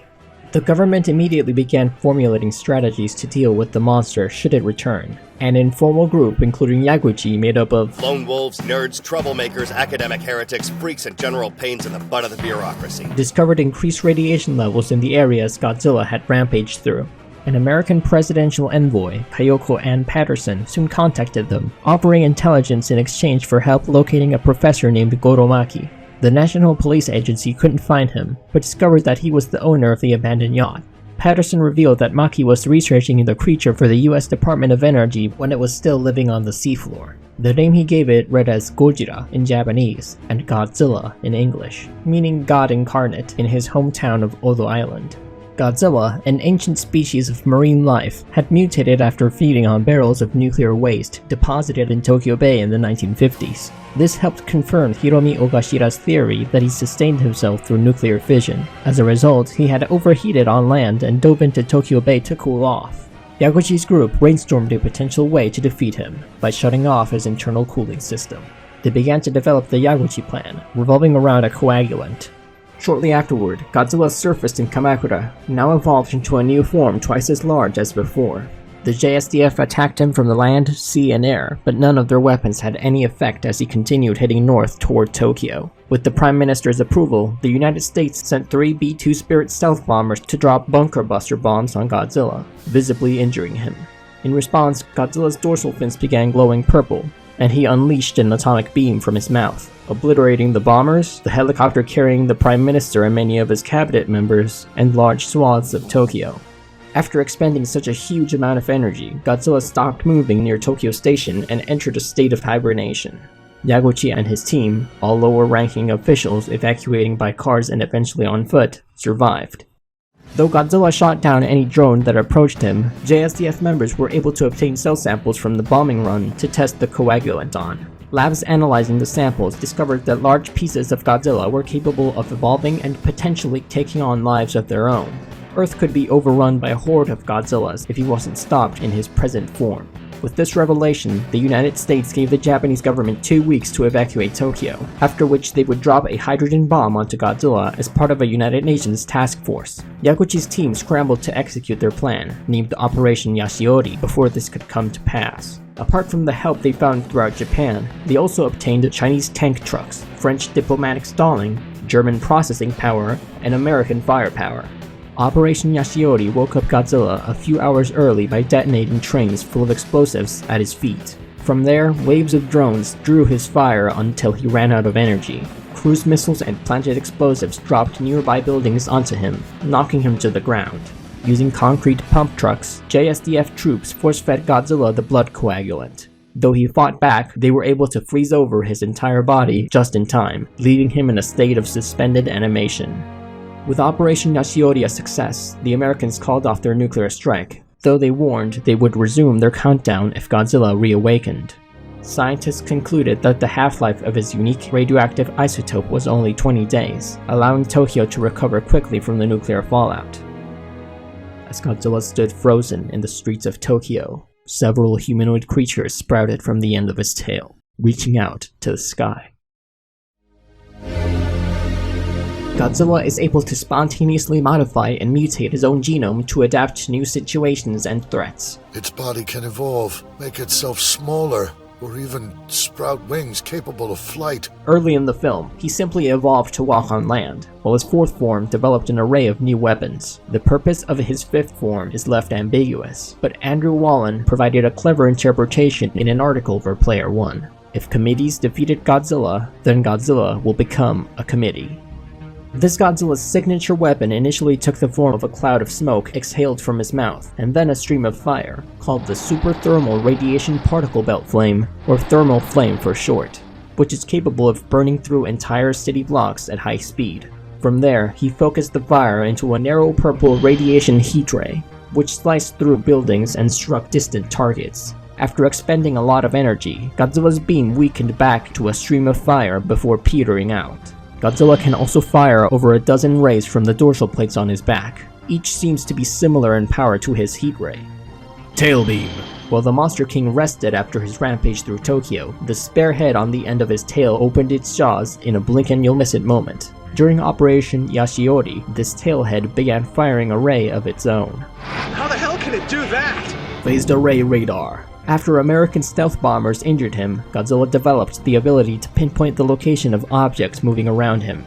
This ability was precise enough for him to target incoming missiles and even the stealth bombers in question, which can attack from up to 15,000 meters in the air. When the JSDF dropped bombs on his head, Godzilla deployed silvery, nictitating membranes to shield his eyes. He used them again when he first unleashed his heat ray. Durability. Godzilla barely reacted to the JSDF's assault, which included rockets, tank and artillery shells, missiles, and bombs. However, massive ordnance penetrator bunker busters blasted off one of the monster's dorsal plates, causing him to lose large amounts of blood. For context, MOPs are designed to penetrate up to 200 feet of hardened concrete before exploding. While it's rare for Godzilla to be hurt by real weapons, as opposed to fantastical inventions like the Oxygen Destroyer and Mechagodzilla, these are among the most plausible ways to do so. Gojira released a superheated red body fluid, assumed to be blood, when he first appeared in Tokyo Bay, and then in his second form on land through his gills. In a cut sequence, the third form expelled this fluid from his mouth, blooding the surrounding ground at his feet with it. Following his all-out attack on Tokyo, Godzilla was rendered inactive for over 15 days, having exhausted the majority of his energy. However, he was still able to shoot down drones if they ventured too close. After his experience with the massive ordnance penetrators, Godzilla was overly cautious during Operation Yashiori, shooting down missiles far too weak to affect him. As a result, he didn't have enough energy left to destroy the concrete pump trucks which posed the real threat. The blood coagulant they carried interfered with the monster's blood flow, which served as the thermal control for his internal nuclear reactor. With no circulation and thus no nuclear reaction, he was forced to do a reactor scram. This Godzilla's first appearance wasn't actually in Shin Godzilla. 1 week before the film premiered, he starred in an episode of the long-running anime Crayon Shin-chan. His atomic breath had a more traditional appearance, likely to avoid spoiling the surprise. It did foreshadow the movie in one way though. Shin-chan defeats the King of Monsters by firing a chemical into his mouth. All of Godzilla's roars in Shin Godzilla are culled from previous films. While his first two forms are mute, his third form utilizes roars from the original 1954 film, while the fourth primarily uses roars from King Kong vs. Godzilla through Terror of Mechagodzilla. His final roar, just before he freezes solid, is from The Return of Godzilla, and the heat ray sound effect is the same as Destoroyah's micro-oxygen beam. Though the filmmakers experimented with new sounds, they found they couldn't surpass the older ones.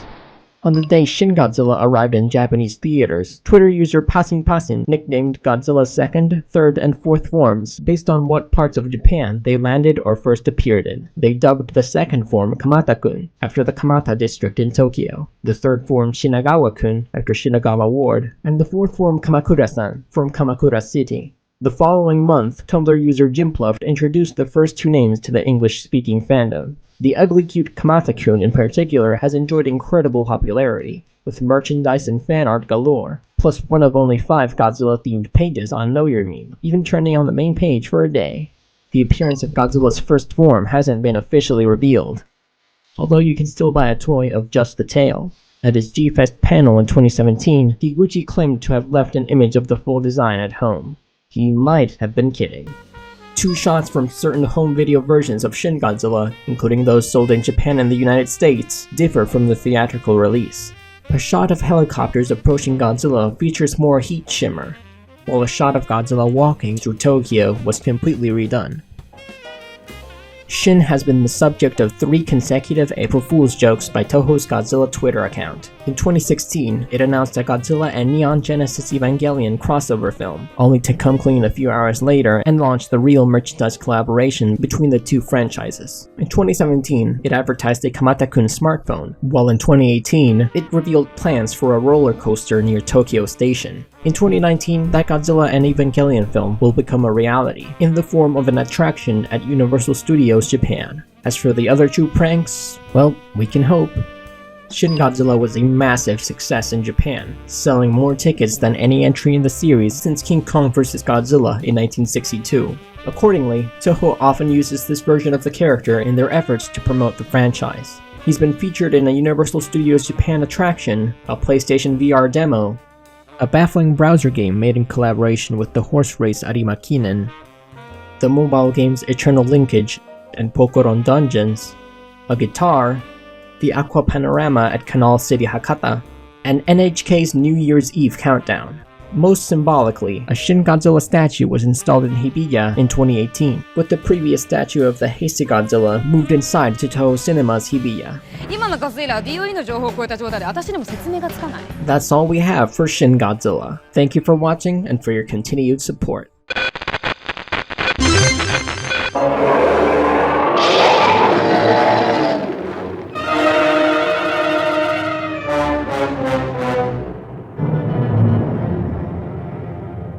Sanda and Gaira are the two shaggy brothers who star in the 1966 Toho film The War of the Gargantuas. Their rivalry and habitats take inspiration from The Sea Boy and the Mountain Boy, a story published in the first known Japanese book, the Kojiki. Being descended from Frankenstein and effectively genetic clones, they're a classic example of nurture trumping nature. Sanda, who was raised by humans, views them as friends, while Gaira, who grew up in the wild, sees them as a light snack. After Sanda rescues Gaira from the military, a disagreement over the ethics of eating people leads to their titular war in the streets of Tokyo. Though the Gargantuas have yet to appear in another feature-length film, at least beyond stock footage, they found new life in Toho's low-budget superhero shows and even got to fight Godzilla in the pages of Rulers of Earth. Following Frankenstein vs. Baragon, Toho began work on a direct sequel. Takeshi Kimura turned in the first draft of the script in January of 1966, titled The Frankenstein Brothers. Originally, Sanda was the white-haired mountain Frankenstein, while Gaira was the gray-haired sea Frankenstein. Ishiro Honda, who directed both films and had a rare screenwriting credit on The War of the Gargantuas, felt that the new story would stand better on its own. The connections to Frankenstein vs. Baragon are diminished in the finished film. Gaira and Sanda were designed by artist Toho Narita, known most prominently for his work as the art director in the Ultra series. He partially based Gaira on the Gill-Man from 1954's Creature from the Black Lagoon, which Eiji Tsuburaya was allegedly a big fan of. Teizo Toshimitsu prototyped and modeled the heads of the suits, while the Yagi brothers, Kanju and Yasue, along with Aizo Kaimai, were responsible for the bodies. According to Kaimai, the suits didn't use wetsuits as their cores, despite the film's extensive water scenes, as he believed the rubber material would be too restrictive to act in. Instead, they were based around boiler suit-esque garments with skin and fur directly applied. Both Gargantua suits also featured football shoulder pads to emphasize their agility and strength. For the scenes where Gaira holds people in his hands, a giant arm and hand prop was composited into the shots using a blue screen, a technique which would later be reused for King Kong in 1967's King Kong Escapes. As the Gargantua with the most screen time, Gaira was played by Godzilla himself, Haruo Nakajima. Able to act with his eyes and wear a mask based on his own face, he would later call it his favorite role as a kaiju. It was quite painstaking, it had to be neither a monster like Godzilla nor like a man. As usual, he also handled the Gargantua's fight choreography, taking inspiration from professional wrestling. For Sanda, special effects director Eiji Tsuburaya first asked Shoichi Hirose, who'd already played opposite Nakajima as King Kong in King Kong vs. Godzilla and King Ghidorah in Invasion of Astro Monster. Hirose declined, favoring a part he'd been offered in another film where he would actually get to show his face. Tsuburaya made sure that was the end of his career in suit acting. Hiroshi Sakita took his place in the first of his many kaiju roles at Toho. Like Nakajima, his mask was a life cast of his own face. The juvenile Sanda, who briefly appears in flashback, was portrayed by child actor Yasuhiro Komiya, who wore an appropriately sized mask and fur suit. Toho reused the Sanda and Gaira suits for Go Godman and Go Green Man, though each one featured a new headpiece. The Gaira suit was in especially grim shape by the time Go Green Man filmed, with the suit actor's ankles and legs visible in certain shots. Gaira returned in the 2008 Godman Anniversary Special, for which modeler Fuyuki Shinada created a completely new suit in the span of just 4 days. Inspired by the original Gargantua suits, he rigged the mask of the suit so its jaw would move with that of suit actor Kenji Oka. While The War of the Gargantuas itself seems to retcon the events of Frankenstein vs. Baragon, placing Sanda in Frankenstein's metaphorical shoes, later media treat the film as a straightforward sequel. In any case, Sanda was raised by scientists in a Japanese laboratory who originally called him Frankenstein. Though a peaceful monster, he escaped and seemingly met his end at Mount Fuji. A piece of flesh he lost at Lake Biwa floated into the Pacific Ocean, where it grew into Gaira by feeding on protein-rich plankton. Like many monsters from the series, the Gargantua's origins went unexplained in Go Godman. They merely appeared out of nowhere to terrorize humanity. In Go Green Man, however, both Gaira and Sanda were pawns sent to harvest children's blood needed by the Devil King to emerge from the underground cave where God banished him. Yes, the God. In the Godman film, Gaira emerged out of a chunk of flesh from the giant monster Tsunojiras, dislodged following the monster's destruction at the hands of Godman. A second slab of Tsunojiras gave rise to another hairy human-sized monster named Shalarji.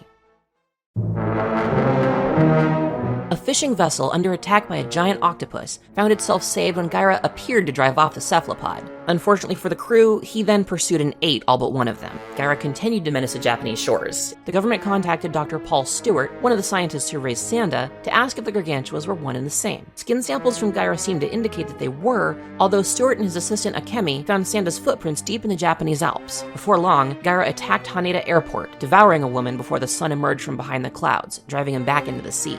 After he attacked a nightclub in Tokyo, the JSDF began planning his demise. Helicopters lured him into the firing range of tripwires and maser cannons, which chased him into an electrified lake. Writhing in pain, Gaira seemed doomed until Sanda came down from the mountains to rescue him. Far from humanity, Sanda helped Gaira recover. After regaining his strength, Gaira began hunting humans once more, pursuing a group including a Kemi, who stumbled off a cliff while fleeing from him. Remembering his old friend and surrogate mother, Sanda rescued a Kemi but broke his leg in the process. When he returned to Gaira and discovered evidence of his Santa Clarita diet, Sanda went after him with a tree, like anybody who just nursed an ungrateful sibling back to health would do. Their short brawl led to Gaira retreating back to the ocean. Having determined how Gaira emerged from Sanda, Stewart and Akemi urged the military not to launch an all-out attack against them, as it could potentially create millions of gargantuas. Gaira, now associating lights with humanity, attacked Tokyo in search of his next meal. He nearly ate Akemi again before Sanda arrived on the scene. After failing to reason with his brother, Sanda had no choice but to battle Gaira once more. Building after building fell as the JSDF joined the fray, concentrating its fire on Gaira. Eventually, their duel spilled into Tokyo Bay and out to sea. Helicopters rained explosives down on them, only to be outdone by nature. An underwater volcanic eruption soon consumed the two brothers, still locked in combat. In Go Godman, Sanda looms over a group of boys playing ball before Godman appears to challenge him. For the next 5 parts, they engage in one of the most stupefying battles ever aired on television, until Godman finally makes Sanda collapse and explode with a supersonic wave attack. We don't have access to the full episode Gaira appeared in, but it's safe to assume the plot, such as it is similar. In Go Green Man, Sanda and Gaira were clay dolls mutated by the Devil King Mao, who used them to terrorize the schoolchildren of Japan. Each time the kid summoned Green Man, who charged into battle against the Gargantuas. He annihilated Sanda with his flash shock attack, while Gaira fell to the explosive tip of the Green Man's stick. In the Go Godman movie, Gaira emerged from a piece of Tsunojiro's destroyed body and immediately threatened reporter Mika Ayase and traffic guard Koichi Matsushita. Koichi tried to fight him off using a signal baton, with predictable results. Godman arrived to defend them, but soon found himself overwhelmed when Shalarji came to Gaira's aid. After one of his bracelets fell off, Mika returned it to him and used the green call to summon Green Man to the battlefield. Godman, invigorated, used a supersonic wave to blast both monsters to pieces. Sanda demonstrated his strength by uprooting a tree to attack Gaira, while Gaira shook a fishing vessel larger than himself violently and threw tank after tank to their doom. When battling hand-to-hand, their tactics include biting, strangling, kicking, and throwing. Sanda and Gaira are less durable than the typical kaiju, although it's worth noting they're smaller too. Tank shells hurt Gaira, and the JSDF's trap nearly killed him, while Sanda injured his leg after a boulder fell on it. However, attacking them at all has its risks. If a piece of severed flesh from Sanda or Gaira has access to enough nutrients, it could grow into a new gargantua. In Go Green Man, Sanda can make small objects vanish, and foiled two of Green Man's projectile attacks, Green Man Breaster and Leg Arrow, by snatching them out of the air and eating them. He also breathed a debilitating pink mist. Gaira, on the other hand, didn't get any new powers. He's as vicious as ever, of course, but that only gets you so far when you're a monster of the week. Oh, and Gaira is strangely depicted conducting electricity through his hands in a Japanese poster for War of the Gargantuas. Haruo Nakajima appeared as himself in an episode of the 1967 Toho television series He of the Sun, donning the Gaira suit once more. His opponent was Kila, a villain from the original Ultraman. The lavish first draft of Destroy All Monsters included both Sanda and Gaira, along with just about every monster Toho had a suit for. A later draft gives Sanda a cameo as a Monsterland resident, although the Kilaaks left him out of their invasion plans. Gaira gets caught up in the whirlwinds of stock footage in Godzilla vs. Gigan and Godzilla vs. Megalon. In both movies, a shot of him fleeing from maser cannons is spliced into Gigan and Megalon's battles with the military. During the long hiatus between Terror of Mechagodzilla and The Return of Godzilla, Toho and UPA considered making a film in which the Monster King fought a Gargantua, possibly one of the concepts they bandied about after Toho announced a new G-film in 1978, under the vague title US-Japan Collaboration, Godzilla. Whether this would have been Sanda, Gaira, or a new monster is unknown. At some point, Saperstein also allegedly, according to this book, planned to produce a sequel to the War of the Gargantuas, where Godzilla would battle a cyborg version of one of the monsters. In the universe of the Kiryu saga, Gaira was the first monster to battle maser cannons back in 1966, which became the backbone of the Japanese Xenomorph self-defense force for the next few decades. Though only the tanks of Godzilla and Kamibus are visible on screen, both Gargantua's names are part of the DNA repository of giant monsters at the end of the movie. Sanda and Gaira first appeared alongside the Big G in the Sego Pika game Godzilla, Heart-Pounding Monster Island, where the King of the Monsters finds them fighting each other in the first level. They can be obtained in the Dreamcast Female Godzilla game, then battle in the Collected Coliseum in Godzilla Generations. In Godzilla Trading Battle, they're both one-star monsters. In the IDW series, Godzilla, Rulers of Earth, the Chinese government captures Gaira and holds him prisoner in a secret base, trying to figure out how to control him. Lucy Casperl, one of the kaiju researchers they recruited at gunpoint, ended up freeing him as Rodan and Varen attacked the base. Gaira immediately attacked Varen, who flew him out to sea. As they left, Lucy caught a glimpse of the other Gargantua, Sanda. After scuffling at sea, the brothers came ashore in Brisbane, Australia, where Godzilla's presence forced them to team up. Though they were far smaller than the King of the Monsters, Sanda drove him off by hitting him with a Ceridian tanker truck after Gaira opened up a wound on his face. CKR forces gassed the Gargantuas and transported them to the Monster Islands, where they lived in relative peace until the Trilopods invaded. The Cryog's power-stealing monsters managed to capture them and assume their likenesses. After King Caesar freed them, they took part in the final battle between Earth's monsters and their Trilopod knockoffs. Oh, and here's Brad Pitt talking about the first movie he ever saw for the 84th Academy Awards. I remember seeing a film called The Gargantuas, I believe. And it was the good Gargantua and the bad Gargantua. At the end of it, the good Gargantua had to sacrifice himself to defeat the bad Gargantua and rid the world of evil. An endorsement from Tyler Durden. What more could you ask for? That's it for the Gargantuas.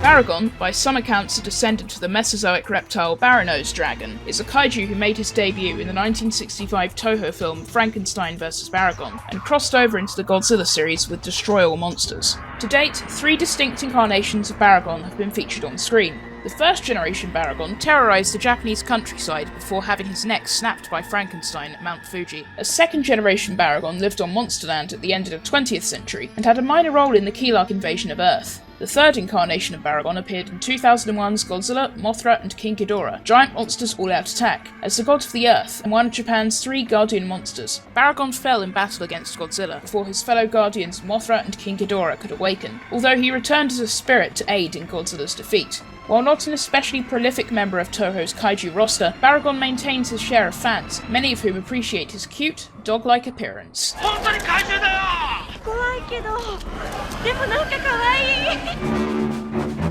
Baragon's origins lie in Takeshi Kimura's Frankenstein vs. Godzilla screenplay. After Toho decided to pit Godzilla against Mothra instead, Kimura replaced the King of the Monsters with a new reptilian monster and made Frankenstein more sympathetic. While the JSDF treated Godzilla as the lesser of 2 evils in the original script, Baragon was now indisputably the villain of the story. Akira Watanabe, who had been working on Toho's kaiju movies since the original Godzilla, designed Baragon. The Yagi brothers Yasue and Kanju modelled the body of the suit, Keizo Murase handled the back, and Teizo Toshimitsu sculpted the head. Murase installed an electronic light inside the horn, which allowed it to visibly glow. The monster's suit was lighter than most at the time, and required only a few people to suspend it.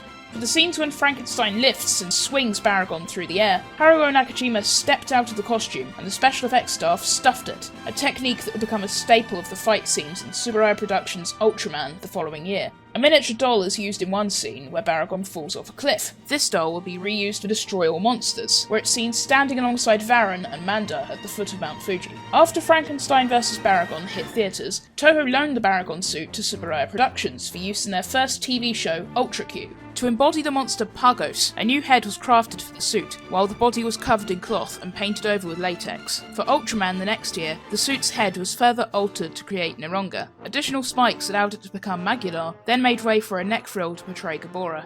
After filming on Ultraman concluded, Tsuburaya converted the suit back into Neronga, and it made public appearances throughout Japan. Since he had worn the costume before, Haruo Nakajima played each and every one of these modified Baragons. Until the final draft of the screenplay for Destroy All Monsters, Maguma was meant to attack Paris and destroy the Arc de Triomphe, but the walrus-like kaiju was dropped before filming began and was replaced by Baragon. Accordingly, the suit returned to Toho and was converted back into Baragon.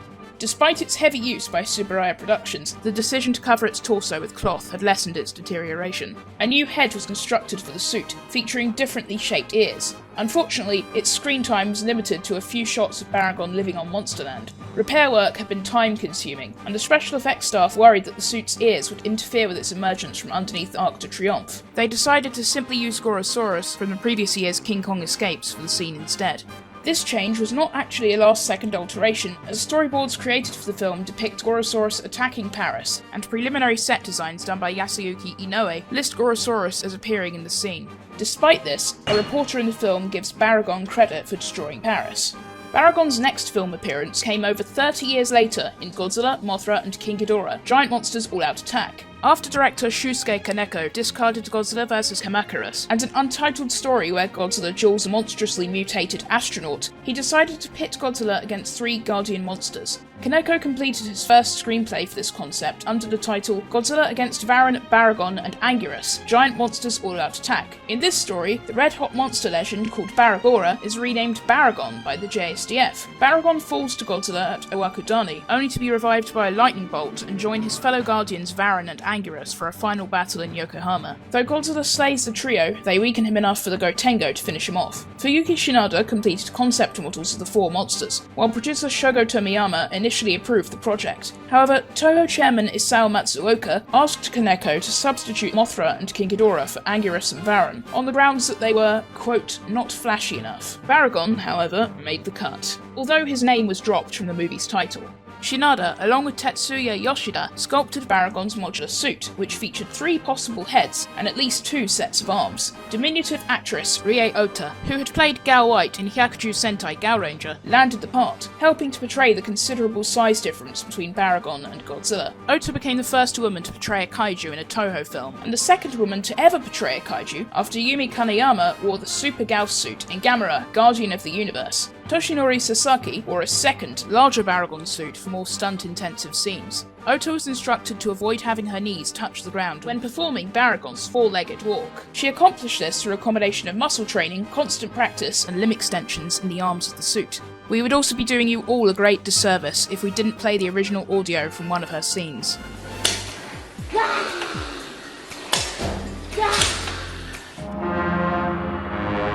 Awakened by noise from the Akita oil field, Baragon attacked it from underground, causing tremendous damage. He next emerged at a village near Mount Shirane, where he attacked and feasted upon the locals. Moving on to a nearby farm, Baragon devoured the livestock and returned underground. Since his second and third raids left no survivors, the authorities blamed them on Frankenstein, who had recently escaped from a laboratory in Hiroshima. An Akita oil field worker, who had spotted Baragon's glowing horn during his attack, soon approached Dr. James Bowen and his colleagues Kenichiro Kawaji and Sueko Togami with his story, although they were unable to clear Frankenstein's name.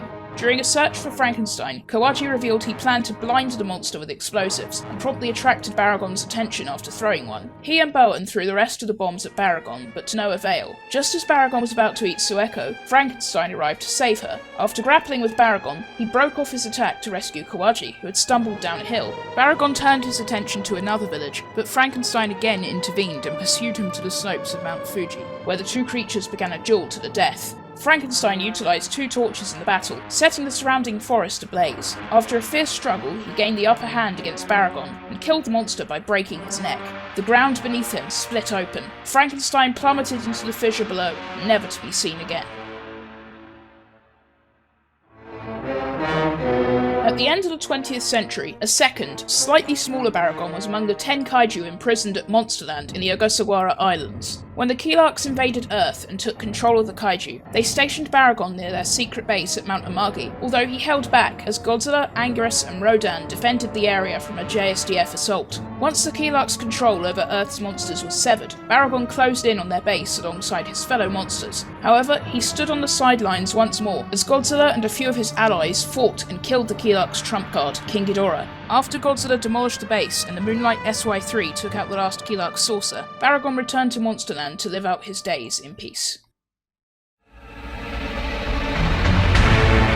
Baragon was one of the 3 Guardian monsters, along with Mothra and King Ghidorah, who slept for 2,000 years after warring with ancient Japan. The prophet Hiratoshi Isayama awakened him and his counterparts so they could defend the country against a vengeful Godzilla. Baragon first appeared burrowing through an underground tunnel near Mount Miyoko, burying a gang of bikers who had just smashed an ancient statue. He eventually surfaced and began to march towards Godzilla, freeing Isayama from prison along the way. When the 2 monsters finally converged, Baragon's burrowing and ferocity briefly gave him the advantage, but Godzilla's raw powers soon turned the tide as he stomped Baragon into the ground and battered him with his tail. Godzilla finally destroyed Baragon with a particularly powerful blast of atomic breath.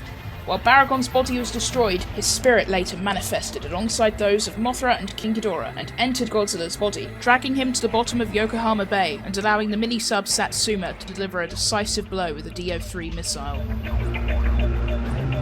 Baragon is an adept burrower and can quickly disappear and tunnel across great distances underground. In addition to allowing Baragon to travel quickly, his burrowing triggers destructive earthquakes and renders the surrounding terrain unstable. This is demonstrated in GMK when Baragon causes the ground under Godzilla to collapse after digging underneath him, and possibly, this is unconfirmed, at the end of Frankenstein vs. Baragon. An illustration from All Toho Monsters pictorial book reveals that Baragon's ears flip over his eyes to protect them while burrowing.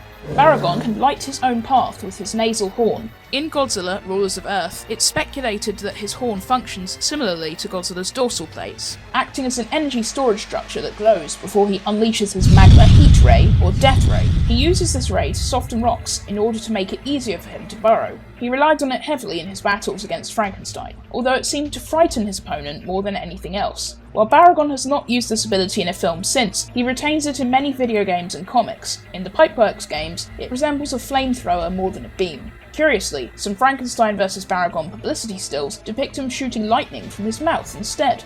Baragon is an extraordinary jumper, often relying on his ability to close the distance between himself and his foe. However, his aggressiveness can sometimes be his downfall, as Frankenstein lured him into leaping off a cliff, and Godzilla countered one of his pounces with a devastating tail whip. The GMK Baragon also has an impressive grip, latching onto Godzilla's arm and hanging on after repeated blows.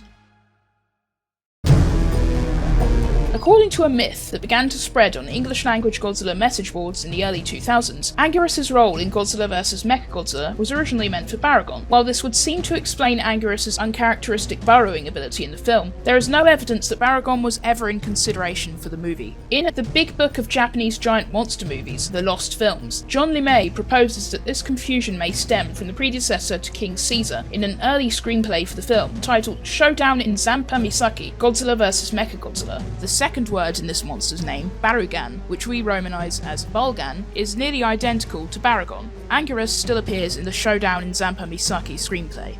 The second generation Baragon may have only rated a cameo in Destroy All Monsters, but a Japanese book published decades later gave him a backstory. Everything about Godzilla movies explains that Baragon was born in Gunma Prefecture. According to Godzilla 1954 to 1999 Super Complete Works, Baragon also sticks close to Anguirus, and underground barriers prevent him from leaving the island. Baragon naturally appeared in the Frankenstein vs. the Subterranean Monster manga adaptation, going through the same motions as he does in the film. The Destroy All Monsters manga added him to the fight against King Ghidorah, along with fellow spectators Varan and Manda. Baragon also made cameo appearances in the Godzilla comics Gojira-kun strip, and in the first episode of the Planet of the Monsters manga.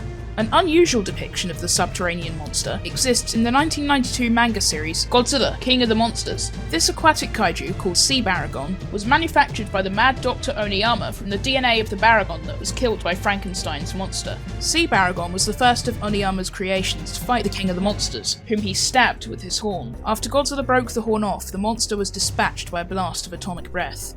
Baragon has a long history in Godzilla video games, although he has usually been a non-playable character, or part of a massive roster of kaiju. His two biggest roles are in Godzilla Save the Earth and Godzilla Unleashed, which combine his short stature and roar from GMK, a version of his magma heat ray from Frankenstein vs. Baragon, and a ton of fancy acrobatics. Pipeworks also plan to feature him as an exclusive character in the cancelled PlayStation 2 version of Godzilla Destroy All Monsters Melee. As Dylan Rocket discovered, there are still a few traces of him in the Xbox version. Link to that video in the description.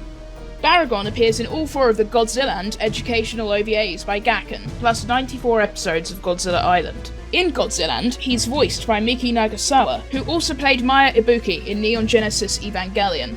Baragon toys appear in Godzilla vs. Hedorah and Godzilla Final Wars. The latter also uses stock footage from Frankenstein vs. Baragon in a montage of kaiju who have menaced the world. Tie-in material to Tokyo SOS places him in the Kiryu saga timeline, although he is never referenced in any of the films themselves. His skull also makes a split-second appearance on a monitor in Pacific Rim Uprising.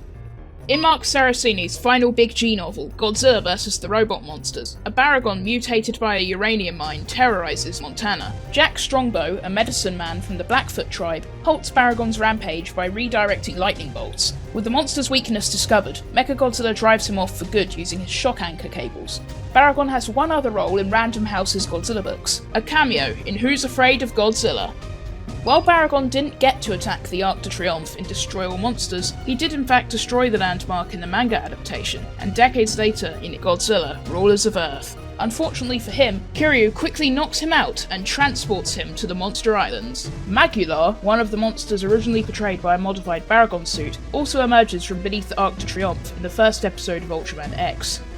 In Godzilla Monster Apocalypse, the first prequel novel to the Godzilla anime trilogy, the Monster King faces Baragon, Anguirus, and Varan in a battle all at once in Los Angeles. Author Renji Oki admitted in an interview with Tokusatsu Hiho that this is indeed a reference to Godzilla against Varan, Baragon, and Anguirus, as GMK is one of his favourite films and he wanted to find a way to pay tribute to it. While this Baragon perishes alongside Varan and Anguirus, another Baragon surfaces in China during the events of the follow-up novel, Project Mechagodzilla. Baragon, Varan, and Anguirus also appear together in the last issue of Godzilla Rage Across Time. And that's all we have for Baragon.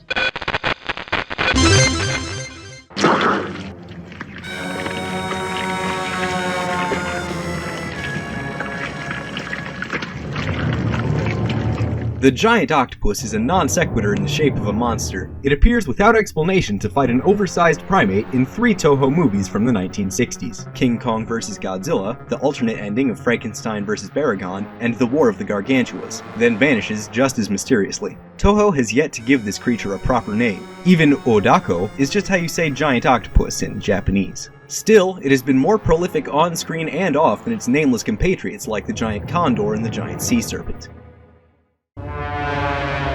No one involved in the planning stages of King Kong vs. Godzilla talked about including a third monster. It came as a bit of a surprise when Shinichi Sekizawa submitted a screenplay with a giant octopus scene. For special effects director Eiji Tsuburaya, however, it must have felt serendipitous. Back in 1951, Tsuburaya had actually written an outline about a giant mutated octopus attacking Japanese fishing vessels in the Indian Ocean. When producer Tomoyuki Tanaka announced he wanted to make a monster movie 3 years later, Tsuburaya submitted the outline, and Shigeru Kayama worked parts of it into his story treatment. The name of that movie, of course, was Godzilla. Now Tsuburaya had a chance to bring his original idea to life, and he tore into the challenge with his usual creativity. The giant octopus is the only Toho kaiju to be portrayed by a real animal. Several of them, in fact. Though the octopi looked quite impressive crawling around a miniature set, getting them to move at all was no easy task. As assistant special effects director Teruyoshi Nakano remembered, "We threw the octopus on the table and poked him with a stick, threw water on him, and blew air on him, but it wouldn't move. No matter how hard we did it, it wouldn't move. We even tried to use cigarettes." Finally, someone came up with the idea of using lighting equipment and a pin filter to shoot the octopus with a beam of light. Once the shots were finished, the crew released some of the animals and ate the rest. For the scenes where King Kong's suit actor Shoichi Hirose was required to tussle with the octopus, a rubber puppet was instead used. Several full-size tentacle props also flail around during the battle with the Faro Islanders. Finally, a stop-motion tentacle appears during the octopus's siege, picking up a Faro Island warrior and throwing him. Keizo Murase and brothers Kanju and Yasue Yagi built a larger giant octopus puppet for the would-be American ending to Frankenstein vs. Baragon. The film was a co-production with UPA led by Henry Saperstein. During post-production, he requested that Honda and Tsuburaya shoot a new ending involving a giant octopus, since the creature's portrayal in King Kong vs. Godzilla had been so impressive. Honda, for one, thought that putting the octopus in a lake in the mountains was very awkward.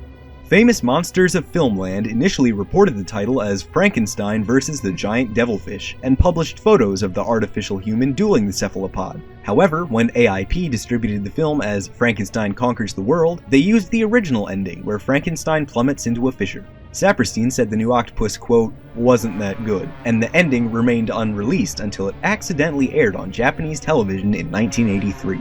Both Toho and Tokyo Shock have since made it available on home video.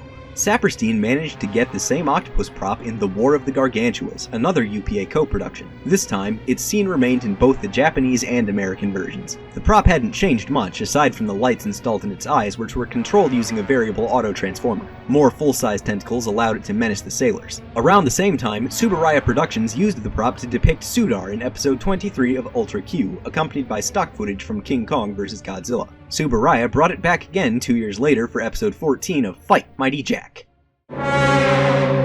The giant octopus embarked on a nighttime raid of Faro Island's stockpile of ferrolactin juice. The screams of young Chikiro and his mother inside the hut where the juice was stored drew the attention of the rest of the islanders and 2 representatives from Pacific Pharmaceuticals. As Chikiro and his mother escaped, they held off the octopus with spears, rifles, and torches. The sounds of the battle attracted the islanders' god, King Kong. The octopus latched onto his face when he picked it up, but he quickly threw it back to the ground. After Kong pelted it with a pair of rocks, it fled back to the sea.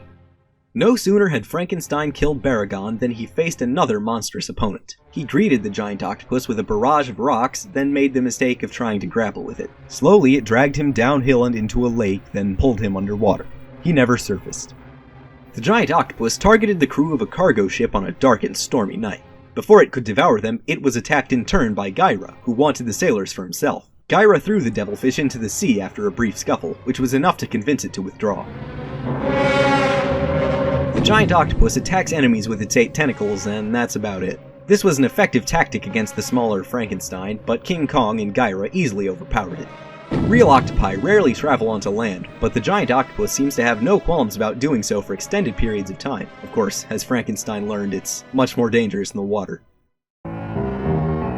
Renji Oki's novel, Godzilla Monster Apocalypse, mentions several giant octopi in passing. During the early 21st century, the first of these creatures carried out a modest reign of terror in the Pacific Ocean, sinking 2 to 3 ships every year. In a 1994 interview with David Milner, Teruyoshi Nakano recalled that the villainous kaiju in Ebirah Horror of the Deep was originally a giant octopus. Since no other source we know of corroborates this, he may have been thinking of Shinichi Sekizawa's original plans for All Monsters Attack, which included a battle between Godzilla and the giant octopus. Budget cuts forced Toho to replace it with stock footage from Ebirah Horror of the Deep. The original draft of Godzilla Final Wars by Shogo Tomiyama and Wataru Mimura featured several monsters that didn't make the final cut. Mechagodzilla, a Mothra larva, Gorosaurus, and the giant octopus. Concept art of the octopus exists, looking exactly as it did in Frankenstein vs. Baragon. Its role in this version of the film is unknown. Though Godzilla has yet to fight the giant octopus in a Toho movie, he did tangle with a giant octopus in Ghost Ship, the 16th episode of his Hanna-Barbera cartoon. The giant octopus's only video game appearance comes in Godzilla Heart-Pounding Monster Island for the Sega Pico. If you can get a coconut to fall on its head, it will fire a glob of ink at Godzilla and laugh at his misery. Tapping on the octopus leads to a minigame in which it quizzes you about its tentacles. The giant octopus ending of Frankenstein Conquers the World seems to be canonical in at least one universe, the Kiryu saga, as laid out in the book Godzilla x Mothra x Mechagodzilla Tokyo SOS Fantastic Collection. When working on Pirates of the Caribbean Dead Man's Chest, animation supervisor Hal T. Hickel and his team struggled with Davy Jones' tentacle beard. Unable to find documentary footage of octopi on land, Hickel used the giant octopus scene from King Kong vs. Godzilla as a reference instead.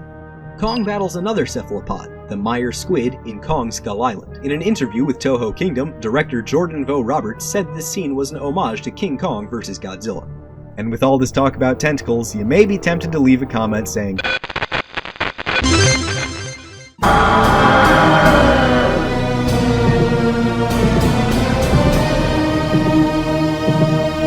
Victor Frankenstein and his monster have been adapted to film countless times, most famously by Universal in 1931. Toho's 1965 film Frankenstein vs. Baragon brought the monster into an entirely new genre, their famous Kaiju Eiga. After the atomic bomb which destroyed Hiroshima irradiated his immortal heart, it slowly regrew into a feral boy, and eventually a giant. Frankenstein became an outcast, blamed for the crimes of the underground dinosaur Baragon and hunted by the military. Ultimately, he confronted and killed the monster before a sudden fissure sent him plummeting into the Earth's depths, his fate unknown. Though referenced in the War of the Gargantuas as the ancestor of Sanda, this incarnation of Frankenstein has not appeared in any media since then. Toho's Frankenstein is a rarity among the company's stable of creatures, being a more sympathetic character who is benign towards humans, as opposed to the typical destructive brute. Ishiro Honda, Eiji Tsuburaya, and Takeshi Kimura all took special care to express the tragedy and sorrow of the character. Frankenstein possesses a significant bond with the scientists who discovered him, and he actively avoids conflict with humanity as a whole.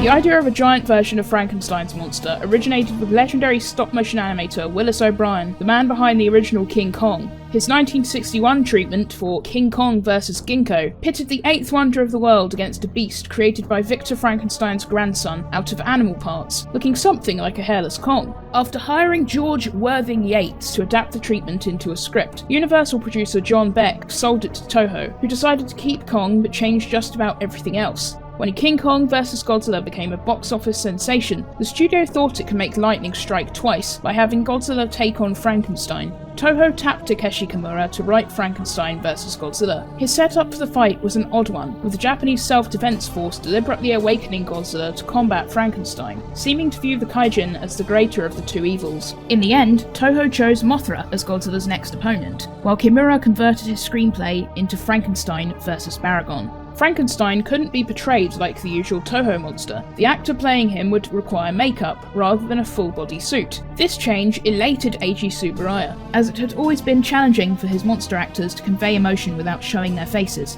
Director Shintaro Ishihara recommended Koji Furuhata, who had debuted in his segment of the 1962 anthology film Love at 20 for the part.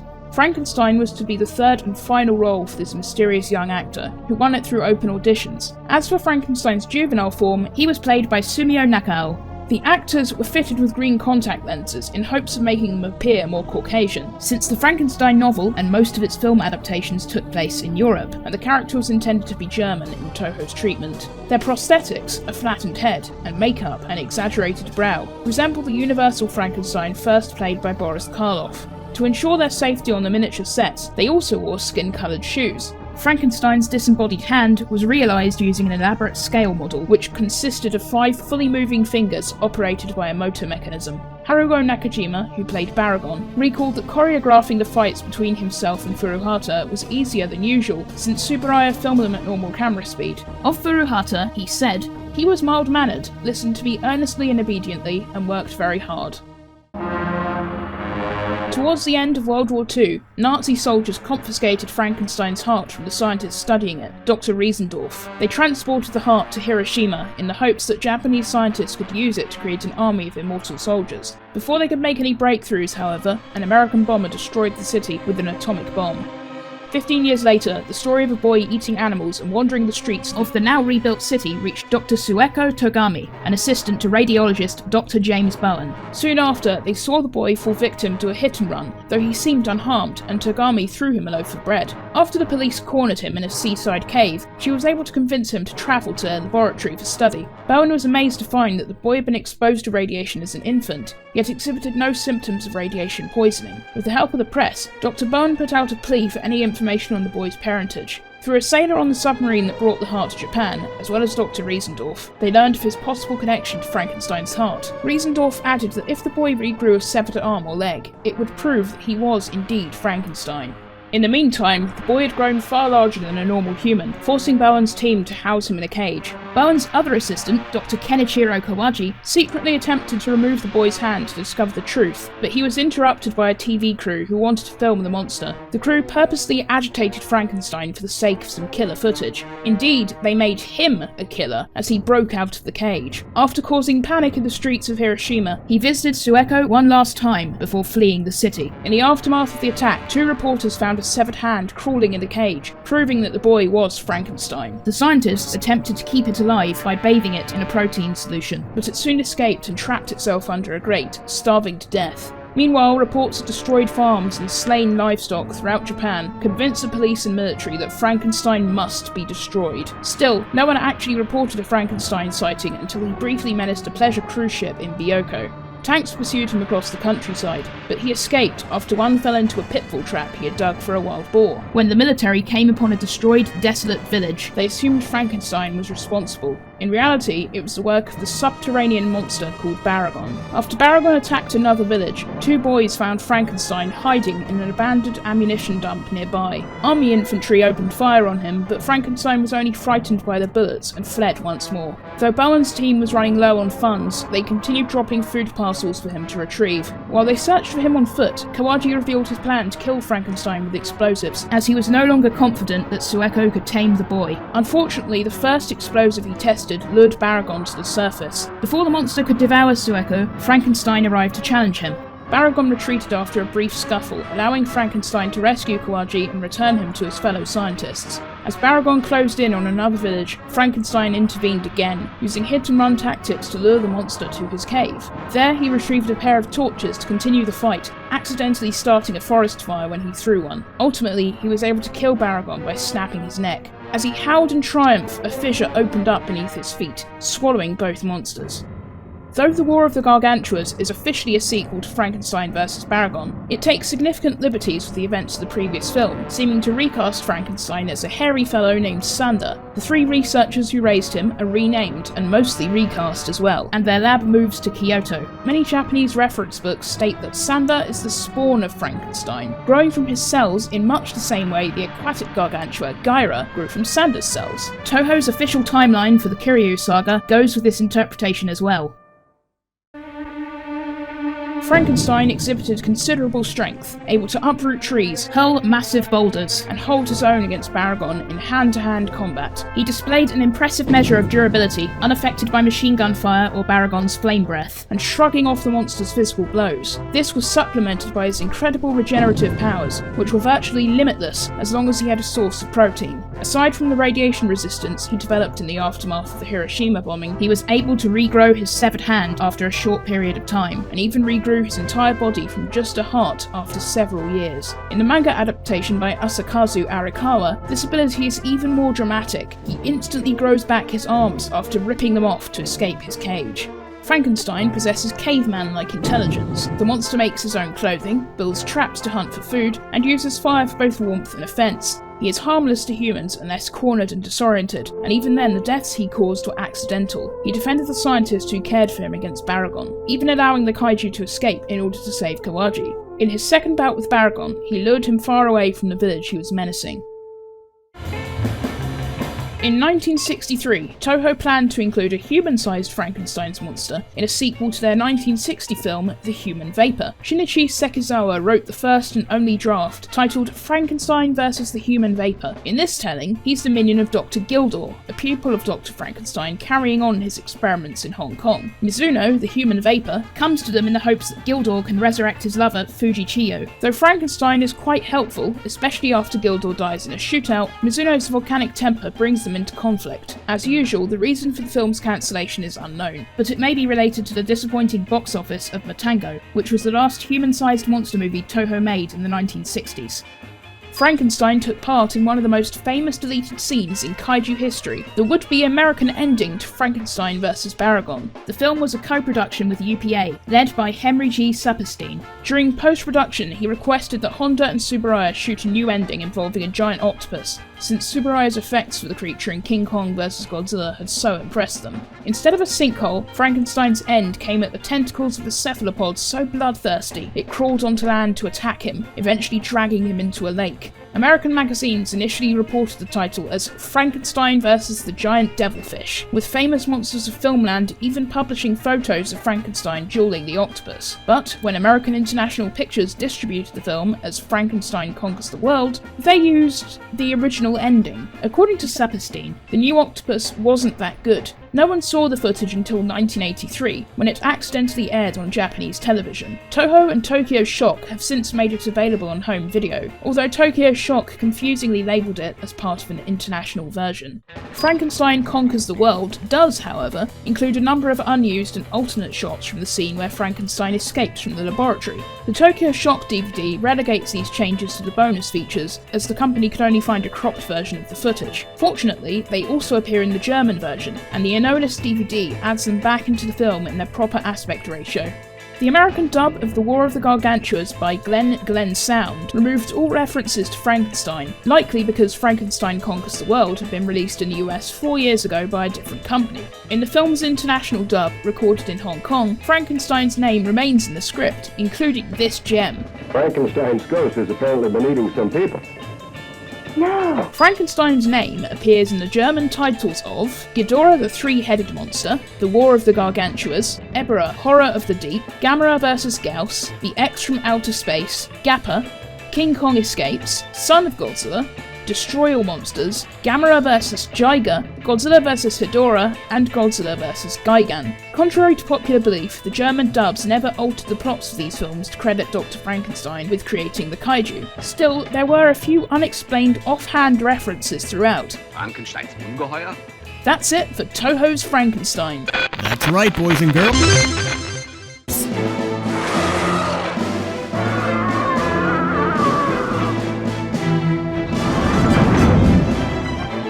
I was Godzilla's first kaiju opponent of the Millennium series, appearing at the end of the 1999 film Godzilla 2000 Millennium. Born when Millennium aliens absorbed Godzilla's DNA, including Organizer G1, into their collective form, I was a strapping young lad with Godzilla's strength and regenerative powers at my command. Of course, since I had just come into existence, I had a bit of trouble against Earth's mightiest monster. I survived as long as I did, mostly by spamming the heal button. Throughout the fight, I tried to absorb more of Godzilla's DNA to become a perfect clone.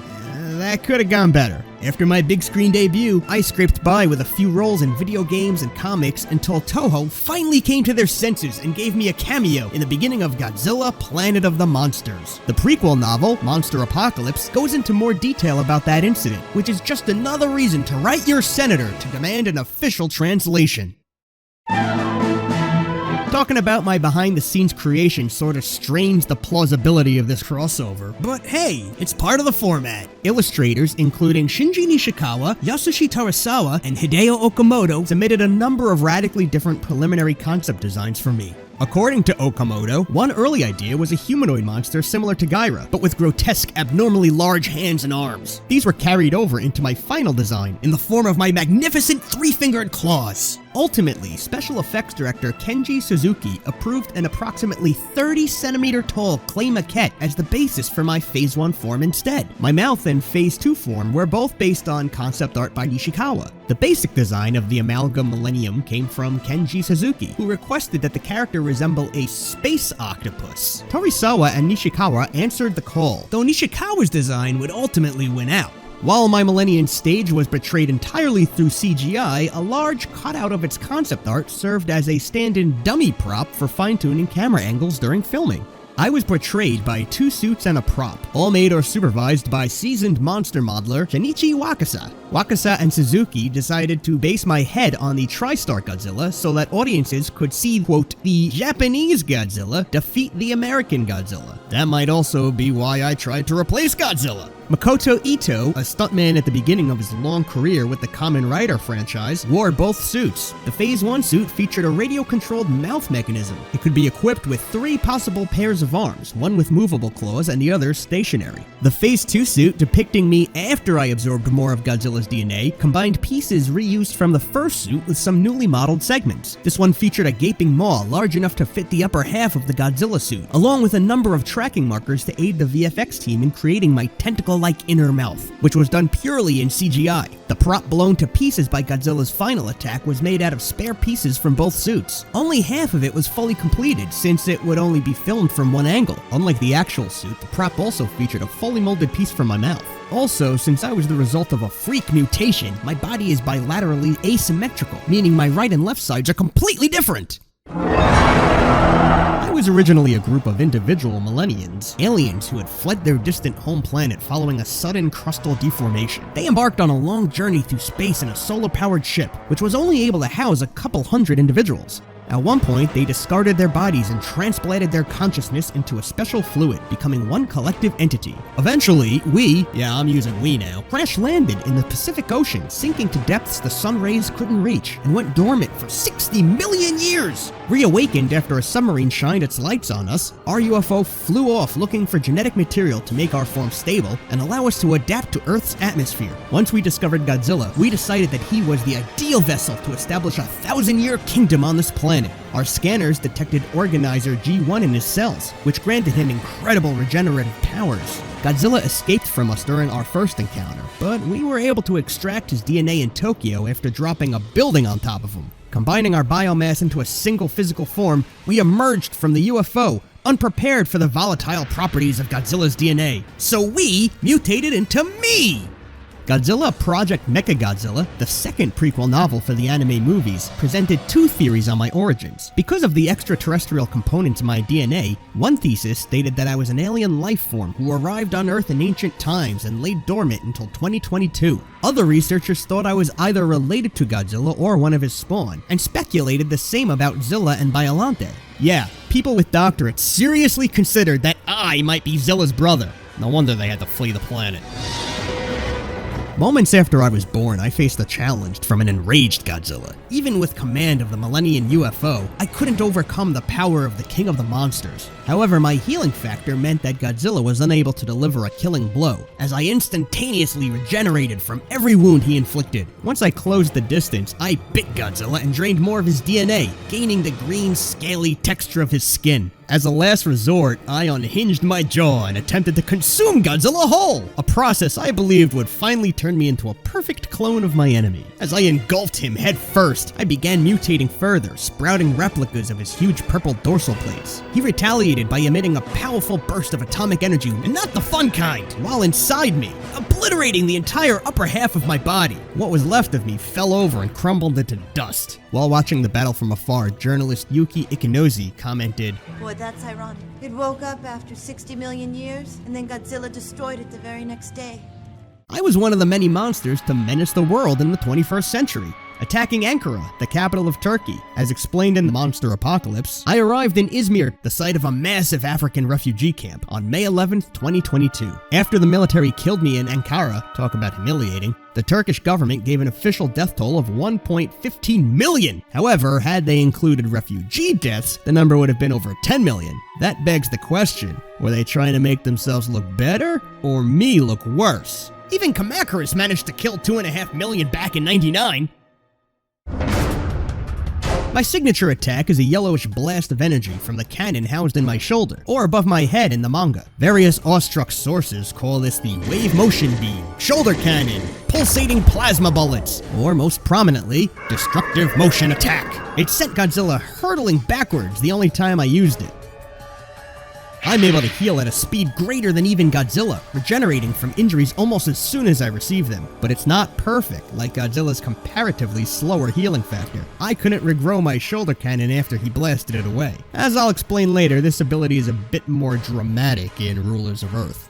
I can absorb an opponent's DNA through my teeth, slowly changing into a copy of them in the process. Unhinging my jaw and swallowing them whole speeds things up, though it's not the greatest strategy against, for example, monsters with breath weapons.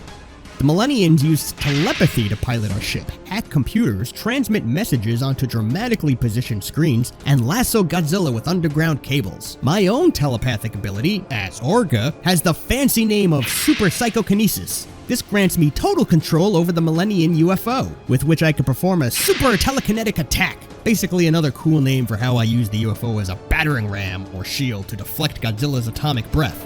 I can leap up to 100 meters in the air, with a vertical distance of up to 300 meters. I used this ability to distract Godzilla while my UFO rammed him from the side. Some might say that I am slow and inexperienced, but I've got more strength than I know what to do with. One of my uppercuts dazed Godzilla, leaving him open to the destructive motion attack. In Pipeworks Godzilla games, I basically become a professional wrestler. My moves consist of heavy melee and grappling attacks where I use my massive hands to pummel and manhandle monsters. I can also temporarily stun my opponents by spitting green globs at them. This move is called Plasma Spit in Godzilla Destroy All Monsters Melee, and Paralyzing Goo in Save the Earth and Unleashed. My rage attack in the first two games is called Berserk and Shoulder Cannon Overload, respectively, and is pretty much self-explanatory. I have pretty much the same role in the Godzilla 2000 manga adaptation by Mondo Takemura as I do in the movie, with one big change. I'm a lot scarier. Instead of just unhinging my jaw and letting Godzilla charge headfirst into my mouth, I tried to swallow him by transforming into a giant Godzilla-faced blob. It still didn't work, though. Another note on the manga, rather than a squid, the Millennians took on this insane form after absorbing the Big G's DNA, which became even more terrifying once we realized our body was rejecting Organizer G1. Before that, we gave a monologue about our history and intentions for Earth by copying the form of Io Shinoda. Wait a minute, what the hell? I never signed off on this! I tell you, big franchises are like the ocean. Dive deep enough and you'll see things better left in the dark. My roars in the original Japanese version of Godzilla 2000 are recycled from Cretaceous King Ghidorah's cries in Rebirth of Mothra 3. My revamped roars in the American version, on the other hand, include the voice of Natalia Adams, the daughter of sound effect editor John Adams. I'm a playable character in all 3 of the Godzilla console games developed by Pipeworks. Aside from Biollante in the Wii version of Godzilla Unleashed, I happen to be the only character with a perfect attack score. In the GameCube version of Godzilla Destroy All Monsters Melee, I'm the most difficult character to unlock, requiring the player to beat Adventure Mode with Godzilla 2000 after unlocking every other monster. Taking Godzilla 2000 through Action Mode in Godzilla Save the Earth allows the player to face me aboard the Vortak mothership in a special challenge. I start the battle in the form of the Millennium UFO, then a giant version of the Millennium, who can only be damaged by throwing buildings. In Unleashed, I'm a member of the Aliens faction, working with the Vortak to collect Power Surge crystals. I also appear in Godzilla Unleashed Double Smash, where I'm the second boss of the Sydney level, and where my in-game model looks kinda like Gluttony from Full Metal Alchemist, as well as the Japan-only mobile game Godzilla Kaiju Collection. Finally, I showed up in Godzilla Rulers of Earth during a melee between Gigan, an old Cryog ship recovered from Area 51, Godzilla, and Mogira in Las Vegas. After the ship drew Godzilla's DNA, Gigan accidentally released me when he hit it with his sickles. I went after Mogira first, then tried to eat Gigan when Godzilla threw him into me. He didn't like that for some reason. Then, as if I hadn't suffered enough, this goofy-looking robot called Jet Jaguar flew into my mouth before ripping me apart with a sudden size change. Wait, hold up! This kinda looks like my death in the manga, doesn't it? Well, anyway, that wasn't enough to kill me, but the ship still had to beam me up and retreat into space. The Cryogs never deployed me again, although artist and co-author Matt Frank thought of the power-stealing trilopods as a species that the Krylogs altered with my DNA. So that epic battle in the last issue, 32 kaiju and 3 mechas, I made it all possible. You're welcome. That's all there is to know about me, at least in the so-called canon. If you want to see what I'm like as a film critic, head on over to the Monster Island Buddies channel. Thanks for watching. It's all Orga now.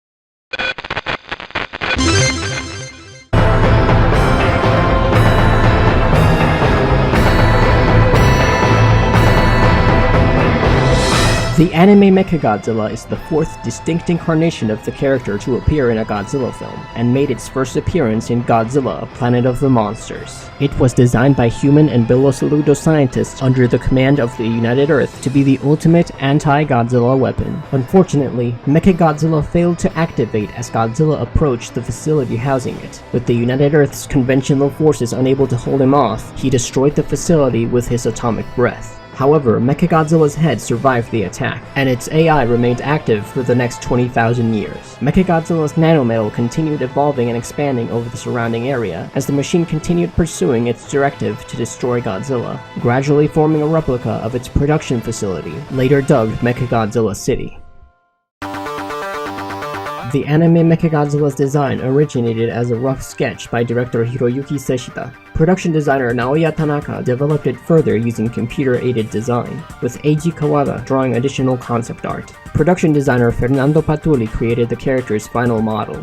Seshita took inspiration from echinoderms and sea urchins when sketching Mechagodzilla, as he felt such creatures had no affinity for humans or possibility for human interaction, and wanted Mechagodzilla's appearance to reflect that. The mech's forward-leaning posture, a tail stinger inspired by a warrior's axe, and legs modeled after those of birds and dinosaurs all served to give it an aggressive appearance. Its body was designed to give the impression of being composed of continuous, living nanometal. The appearance of randomness was inserted into every aspect of Mechagodzilla's design in order to express the occurrence of programming errors in its construction.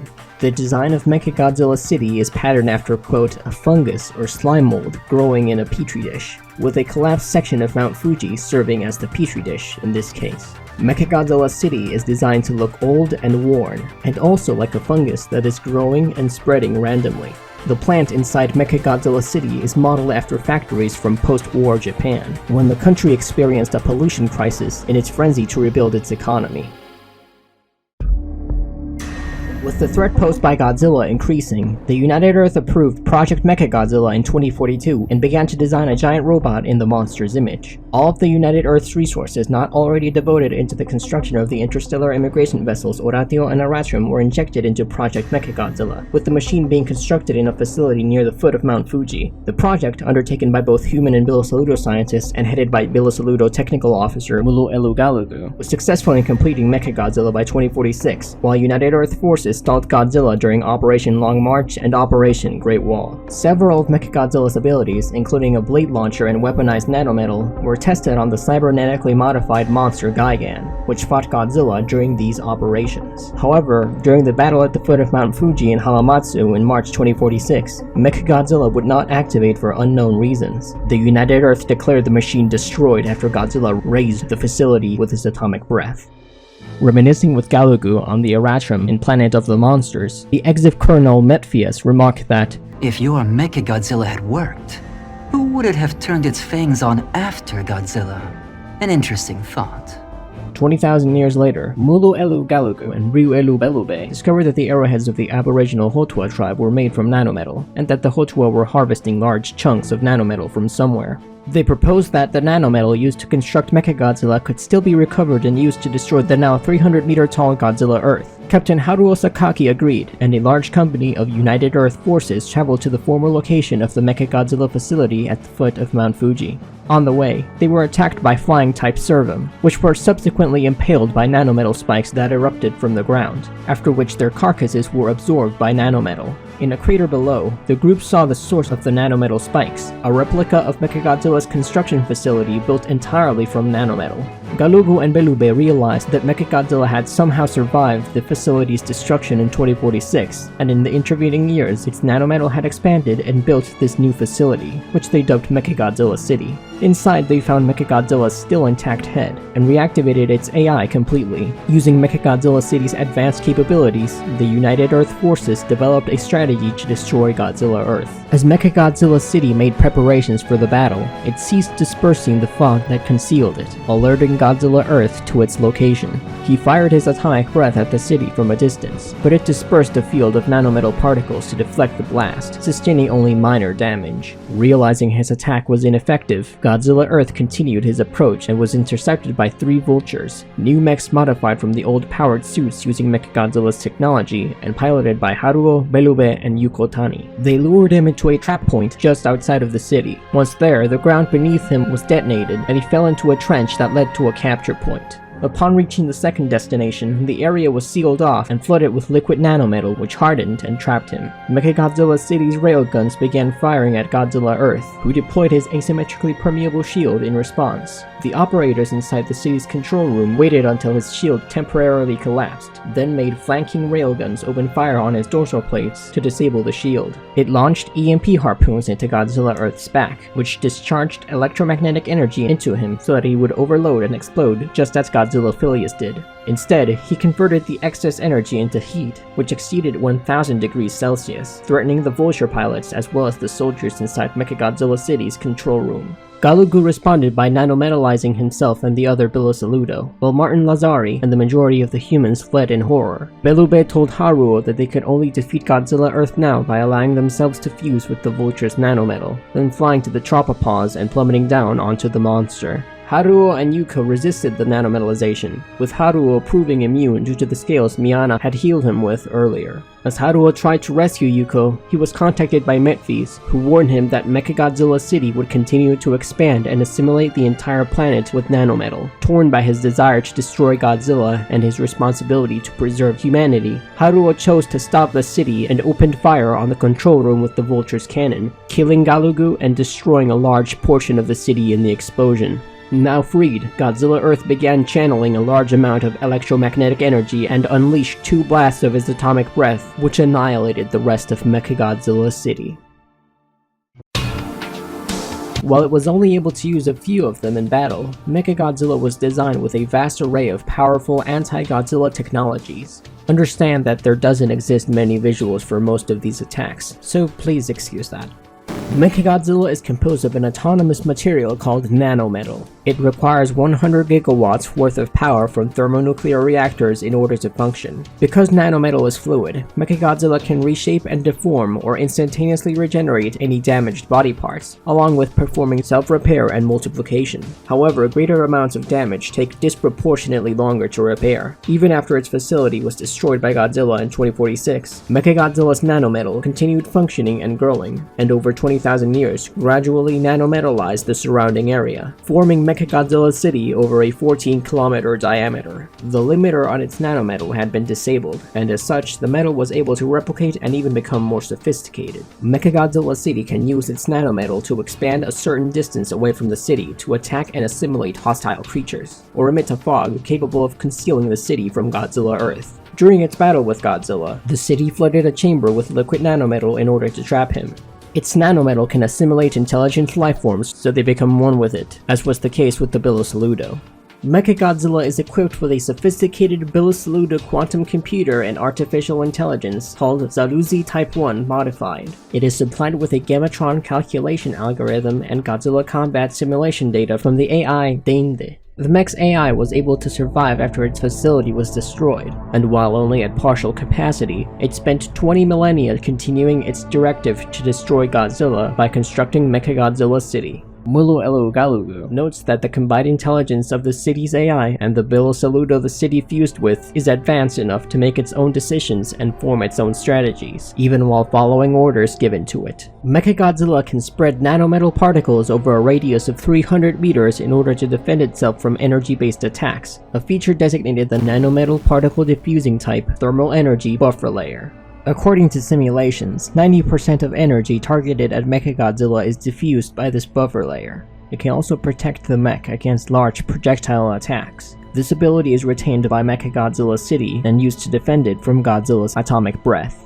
Another means of defense used by Mechagodzilla is the laminated, heat-resistant armored plate, accomplished through momentary deformation of every part of its outer shell. United Earth battle plans called for the mech to form armored plate upon entering a 5-kilometer proximity to Godzilla. Used in combination with the thermal energy buffer layer, they theorized it would provide complete protection from Godzilla's atomic breath. Mechagodzilla City also has the ability to form a heat-resistant armored plate around its structures, though it was unable to complete it. Mechagodzilla is armed with a convergent neutron cannon, a charged particle gun composed of a special gun barrel and a generator located inside its head, which causes its head to deform when used. It uses the penetrating ability of neutrons to pierce the outer shell of a target and melt its body tissue. It would have allowed MG to engage Godzilla from a distance of more than 5 kilometers, preventing him from launching a counterattack while the mech closed the distance.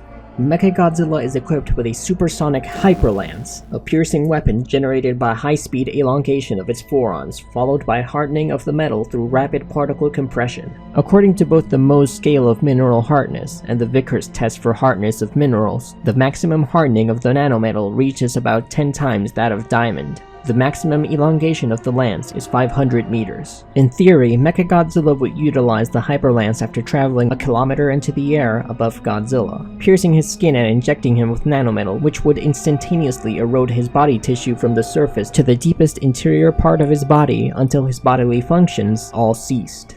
Mechagodzilla has a blade launcher installed on its back. An electromagnetic catapult in MG's back launches the blades, which are then guided through the air toward their target, over a distance of up to 3 kilometers. A prototype of this weapon was installed in Gigan's abdomen during Operation Long March.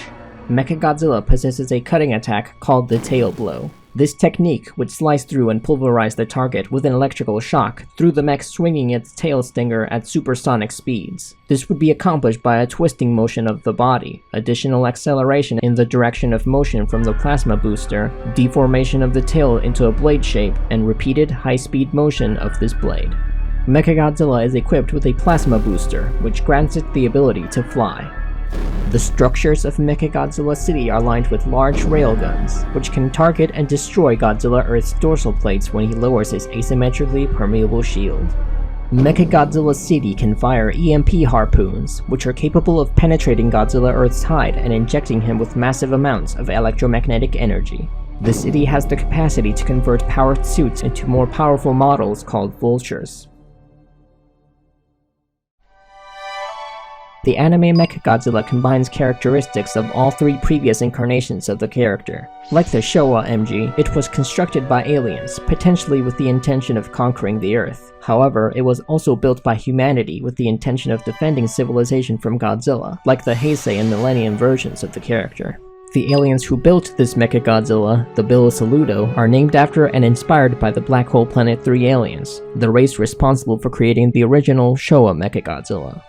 In its base state, the anime Mechagodzilla is the lightest incarnation of the character so far, weighing only 30,000 metric tons. The next lightest Mechagodzilla is Kiryu, who without his battle pack equipped weighs 36,000 metric tons. However, Galugu's proposal to develop heavy mass nanometal decisive battle weapons gives MG's weight as 10,000 metric tons, the same weight as the 50-meter Godzilla Earth and Godzilla Phileas.